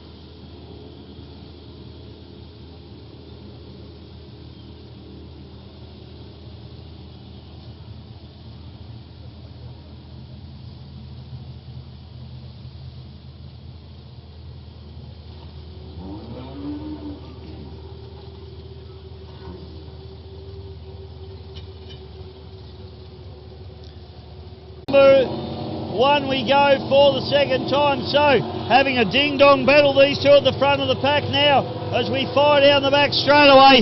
Godsell really working over the outside of Bartzak at the moment, and rounding back into third spot is the Hot Nuts with Troy Cameron. Yeah, certainly trying to make up some ground. Camo in hot nuts, but he's still got about 100, 120 metres to make up as the leaders come into the front straight. Look at Moonshine the outside. Reigns is up to be level with him. Now who's going to get it? One more. Got away half, 3/4 of a boat length as they go past the cow. The yellow flag out for show. 1 lap to go and they are side by side. Absolutely fantastic racing. We see it so often in this 95-mile-an-hour category. Just gunnel to gunnel and deck to deck. They're just trying to work over that outside corner of the one more boat now with Nathan Bartek behind the wheels. They go down the back straight away. It is absolutely on, and it is going to come down to the last corner here as we fire in for the final time, Sammy. Can Godsell get the job done? He's got excellent mid-corner speed, Sam. He certainly has. Ranged up the outside once again as they head for home. It's going to be a sprint for show, but it's one more. Godsell happy with that one as they come through and complete the course. Hot Nuts completes the course as well with Troy Cameron. And I saw Nathan Bartek absolutely pump his fist as he crossed the line. Ecstatic with that win. Anytime you can hold like Godsell, you've done very, very well in that Moonshine boat. So Nathan will be absolutely ecstatic with that one. Good racing there from the boys.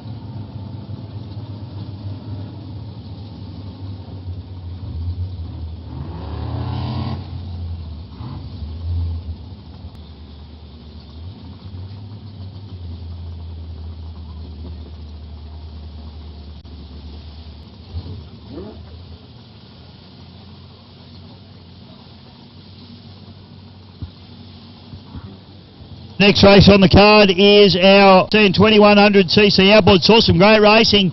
Andrew Murphy taking his first win in the rebound machine and doing a great job, keeping his job for another 5 minutes at least, getting another drive of the boat.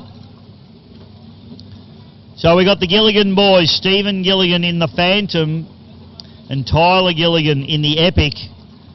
But Hayden Wojewski in the Money Shot, who will be keen to try and make up some ground on this one.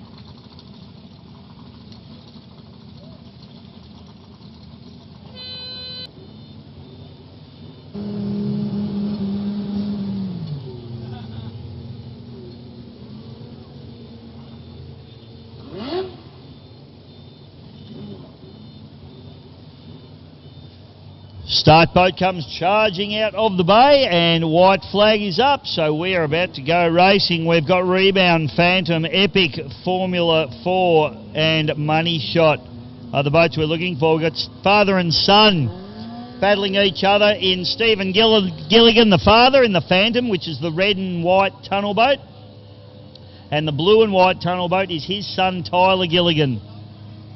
Little 60 horsepower 4-strokes on the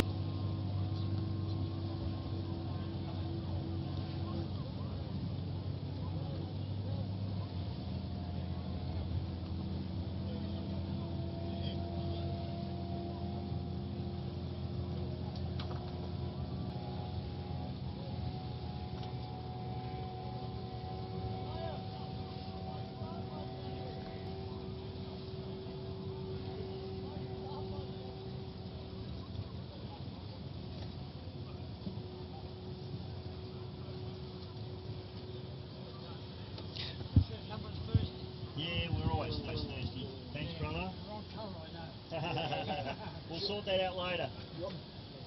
Neil?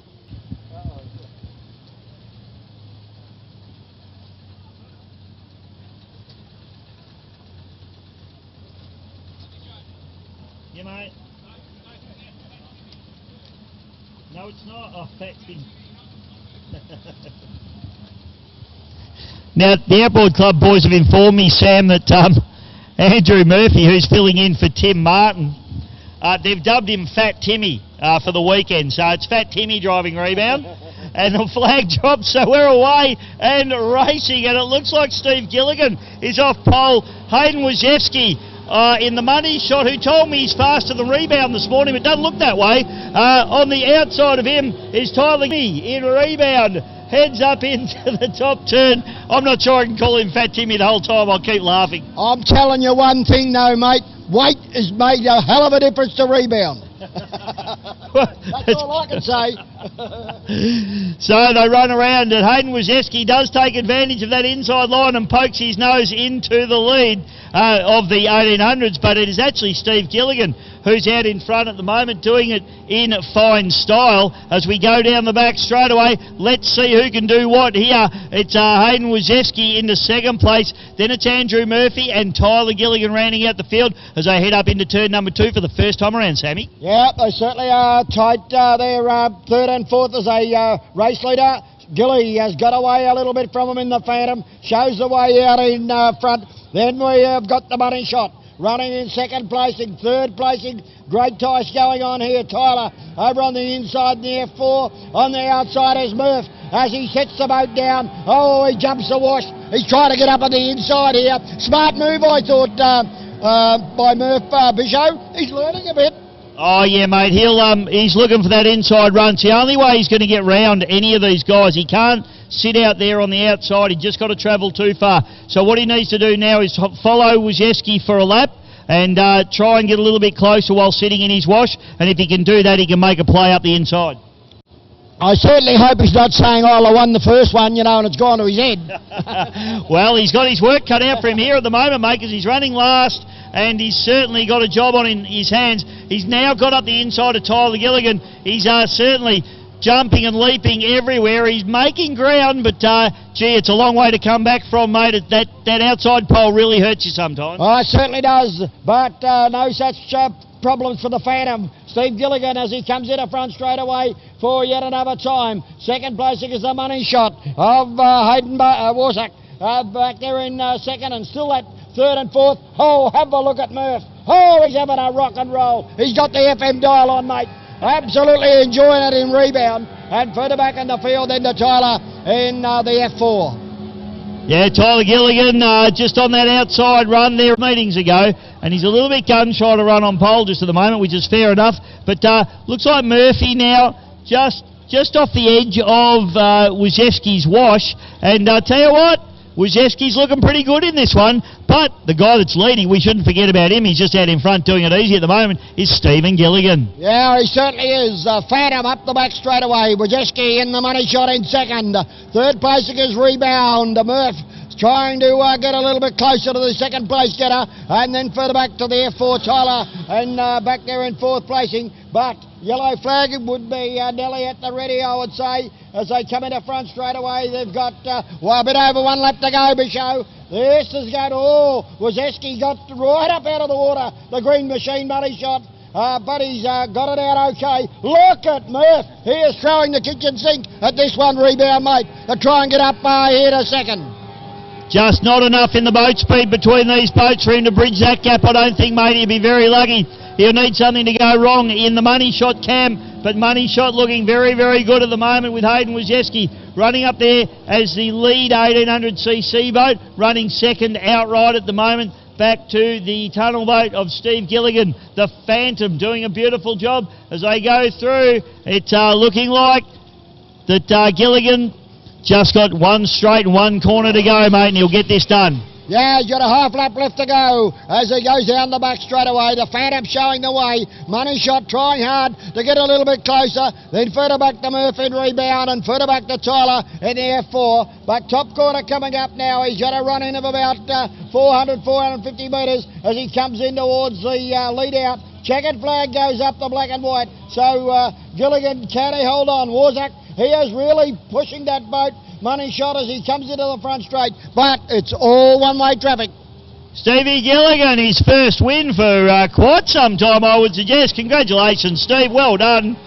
Comes through in the Phantom. Hayden Wojcicki first takes a win. He'll take that as a win too over Andrew Fat Timmy in the rebound, and rounding out the field, it is Tyler Gilligan in the epic F4 getting the job done, Sammy. Great racing from the boys. Murph couldn't get it back. No, maybe Murph pocket texting's not the way to go. Hard from the outside. When the boats are so evenly matched, you know, if you're on that outside and you go around wide, it's very hard to make it back. You just wait one mistake. But great controlled drive by Hayden Wojcicki. He's up and coming through the ranks. I call him the most excited man in powerboat racing, Sam. He loves it, absolutely loves it. He does the offshore powerboat racing as well. He's just bought himself a tunnel boat for offshore racing and a cockpitted boat, and just right into his powerboat racing. He was a late starter, but he's absolutely enjoying it, and it's great to see him out there, and good racing from him. What have we got now, mate?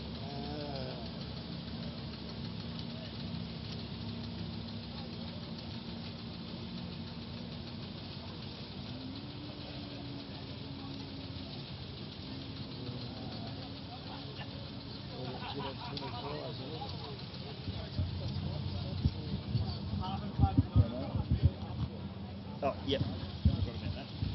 All right, folks. Now, so as we've discussed, some dirty, low-life druggo scumbags stole Scotty Lambert's equipment from GP Hydro live streaming, broke into the van, and took pretty much all of our live streaming gear. We're running on big, borrowed, stolen, and stuff that we've had left over today to bring you the live stream. But unfortunately, the van that Scott spent so much time, so much effort, and so much of his own money setting up, and he really has put in an absolute ton of his own cash and time and effort. There is a GoFundMe page set up for Scotty. It's on the GP Hydro live streaming Facebook page, so if you'd like to go to that, and you can just click on the link. It's a GoFundMe page. It's on the GP Hydro live streaming. We'll share it back to Bisho Media as well. And it's who? GP1 page.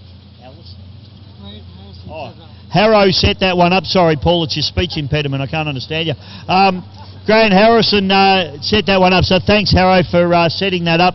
If you can tip in even 10, 20 bucks, whatever you can afford to get Scotty back out onto the water. It's on Harrow's page as well. It's on GB Hydro. It'll be on Bisho Media. It'll be all over the internet. You won't miss it. Yeah, if you could tip in 5, 10, 20 bucks, 100 if you got it, to help out Scotty with all his gear that's been stolen. Absolutely terrible, Sammy. I reckon he's probably spent close to $100,000 on this particular trailer setup, and a lot of that his own money. So, you know, it is insured to a degree, but you know, it's certainly not going to all be covered, mate. No, it certainly isn't, and the beauty about this, mate, is going around the world, and it is putting boat racing, our boat racing, you know, up there in front of everyone, and they, you know, the people that text back and reply, you know, oh, great footage, great coverage, you know, it just makes Scotty want to do more, and yeah, as you said, those low lives, they want to get a job. Why don't they bloody get a job and, you know, leave other people alone just because they've, you know, got a passion for something and they want to help that boat racing improve and, you know, go forward. I just can't understand it, mate. I really can't.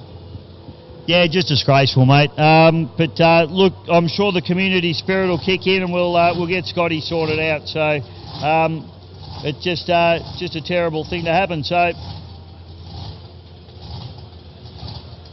Next race on the cards, Samuel, is our 25.550s. Sorry, mate, I'm trying to send messages and all sorts going on here. If I sound like I'm a little bit, I can't say that on the radio, can I? Not quite all there, folks. It's because I'm a bloke and I'm trying to do two things at once, and all the girls know that none of us blokes can do two things at once. Next race is 550s and 25s, and the beautiful Kelsey Dempster's out there, mate. No, we just got some, thanks. Yeah, someone brought some up. Yeah. We've got oodles here. Do you have enough food? Do you need anything else to eat? No, I don't. You right, Neil? Oh, they've been pretty right, thanks. Yeah. Just some more still down here. Oh, thanks, Sammy. Cheers, mate.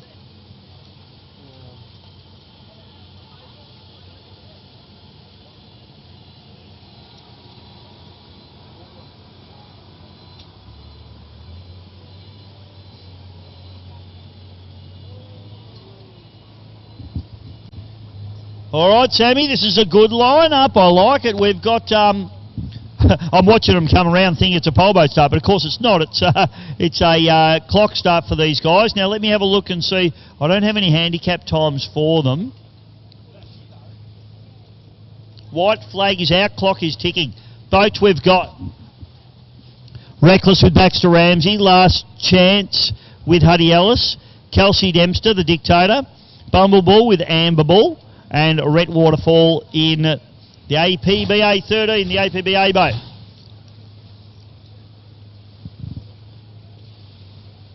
So, not sure if on my list here I don't have handicap time, so we may find that this is actually a scratch race for these guys off the clock. They all look like they're approaching the starter pretty ready to go. Baxter looks like he's out there on pole. I'm seeing white bums at the moment as they stick their noses. Rhett Waterfall actually on the outside in the APBA 13. I'm looking at the clock now. Here we go, 2, 1, 0. Good start, clean start for everybody. Legal start, but Kelsey Dempster slams them. Plenty of power now. Huddy Ellis on the inside of her. Baxter Ramsey on the inside of her. Rhett Waterfall to the outside of Kelsey. And on the far outside, it's Amber Bull as I head down into turn number 1, Sammy. Yeah, certainly a good start by the Wednesday Dempster. She comes round there in pole position number 3. Got to hold the line round that corner as they wheel their way round and up the back straight away for the first time. And this is really on Bishow as they wheel out of the lead out boy.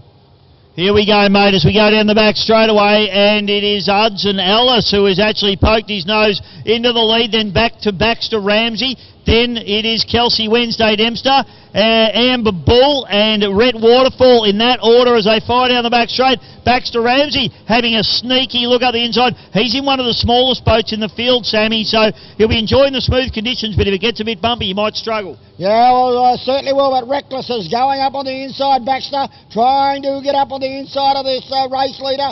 Just at the moment, though, can't do it as they wheel their way round and into front straight away. And look at Amber Bull going right round the outside in the Bumble Bull. So that's the tunnel boat as they come into the front straight away with 1 lap down.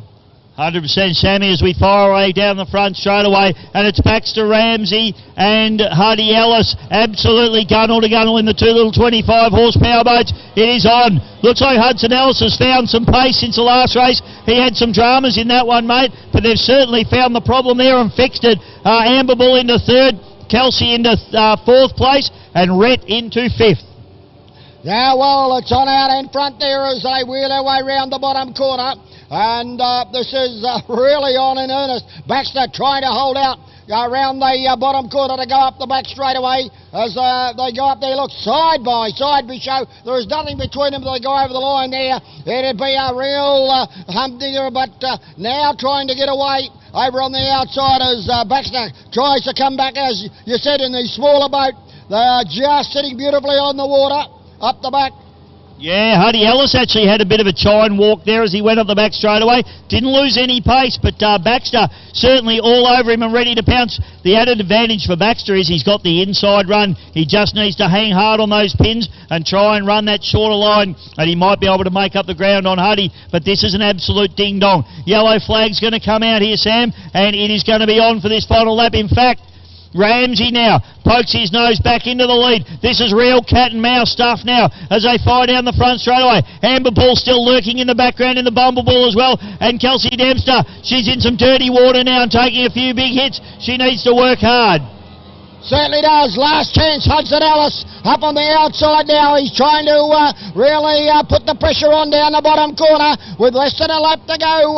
Bishow as they go in there, they've been hammer and tong right throughout this race. event as they go down to the bottom. Around they go. But Baxter Ramsey over on the inside. Hudson Ellis the outside. Nothing between them. Amber Bull is lurking if she's good enough and can make up a fair bit of ground going up the back straight away. But look at these two in front. Bichot, Hudson Ellis, Baxter Ramsey between them as they go up halfway up the back straight away with a half to go. Mr. Ramsey, what a fantastic drive from this young fella. He's had to work overtime. He was back into second place. Hudson Ellis was all over him, but he's fought his way back. He's into lead. Oh, Honey has a big fly now as he comes into the turn number 2 for the final time. This is it, last quarter. We've seen Ellis into second place and Amber Bull into third.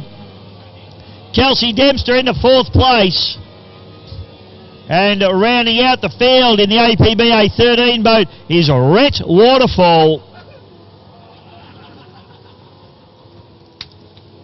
So, Sammy, I've just got news from the 1.6 litre pits. And unfortunately, Dewey Nichols is letting me know that the S15 has got an ignition box that has, I won't read out what he said it is, but it's non-functioning. So, unfortunately, that is the last we are going to see of the legend Dewey Nichols in this meeting. But the good news is he will be back to Team S15, who does have the prettiest pit crew in Australia, the beautiful Corinne Donald. All the boys will be very sad that they don't get to see her pushing the boat out again.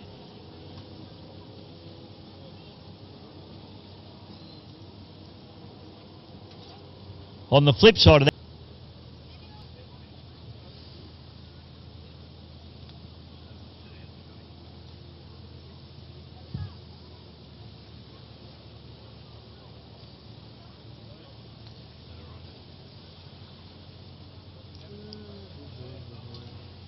sit down before you fall down, Neil.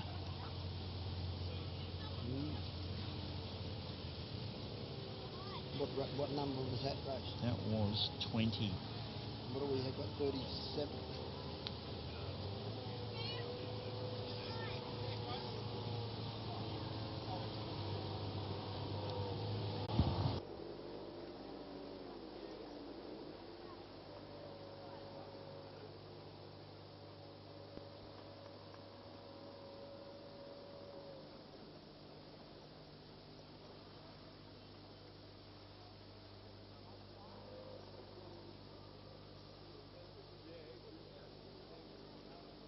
Postponed until March.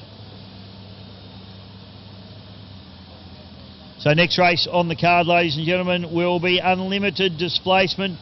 Heat 1, race number 3, Always Pumping, Turn It Up and Wild Child. Let's hope the Always Pumping sorted that niggling little issue out because we're pretty keen to see big Dennis Pasala have a good run in this boat.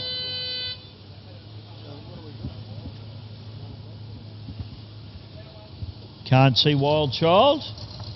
So Wild Child may actually be a scratching, Darren Robinson, which is, we did say that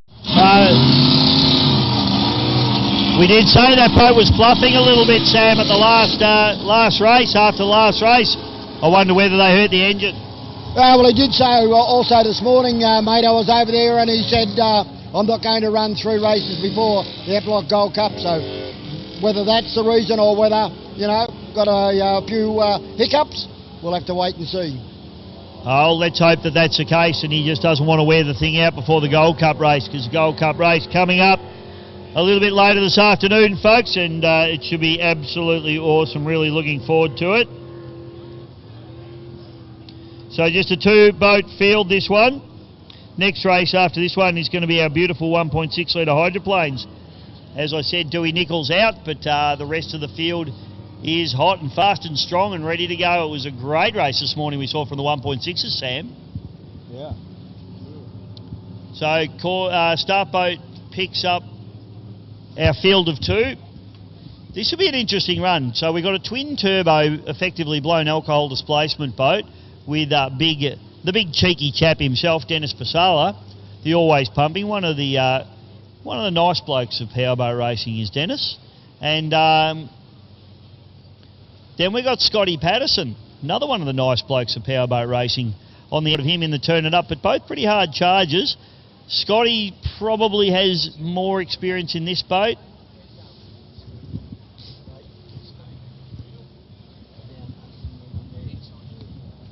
Schultzy. Happy New Year, guys. Happy New Year, mate.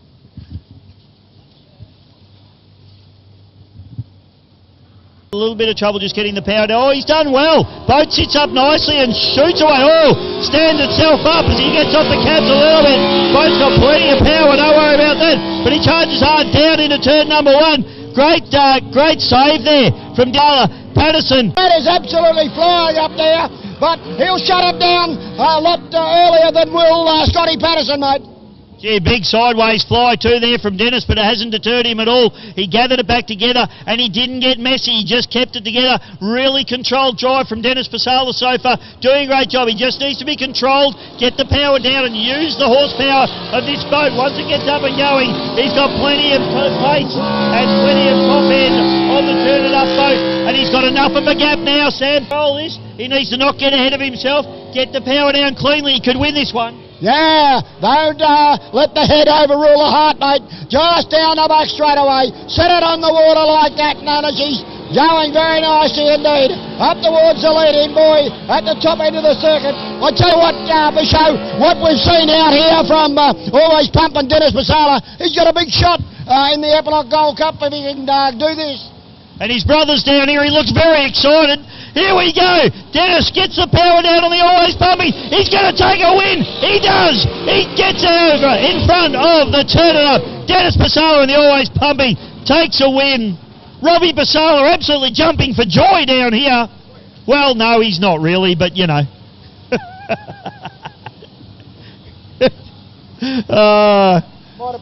You know what the Maltese are like. Yeah, no, great run there, Dennis. Really good drive, I thought, Sam.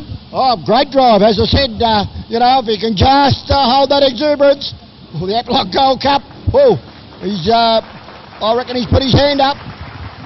Yeah, no, it was really good, because those boats are so hard to control with their acceleration. You can't just mash the pedal in those boats. They just end up on their side, end up in the air.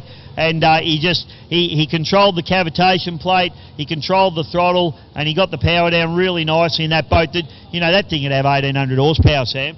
Oh, yeah. I remember ages ago, mate, when they first come to the fore, like Red Bellies and those boats with these turbos, they had a lot of lag in and out of the corners, and that was the problem. But now, I don't know what they've done, whether they put bigger turbos on them or what, but yeah, they're really starting to, aren't they? In a straight line, they're absolutely unbelievable. Yeah, yep. Electronic boost control, I think, mate, is the big thing with these things. They get the power down really well. I'm just looking at the back of the boat there. I can just see something. Just have a look here. Oh no, it's just one of his anodised fittings was just glistening in the sun. It looked like it was on fire, but it's not. So that's all right.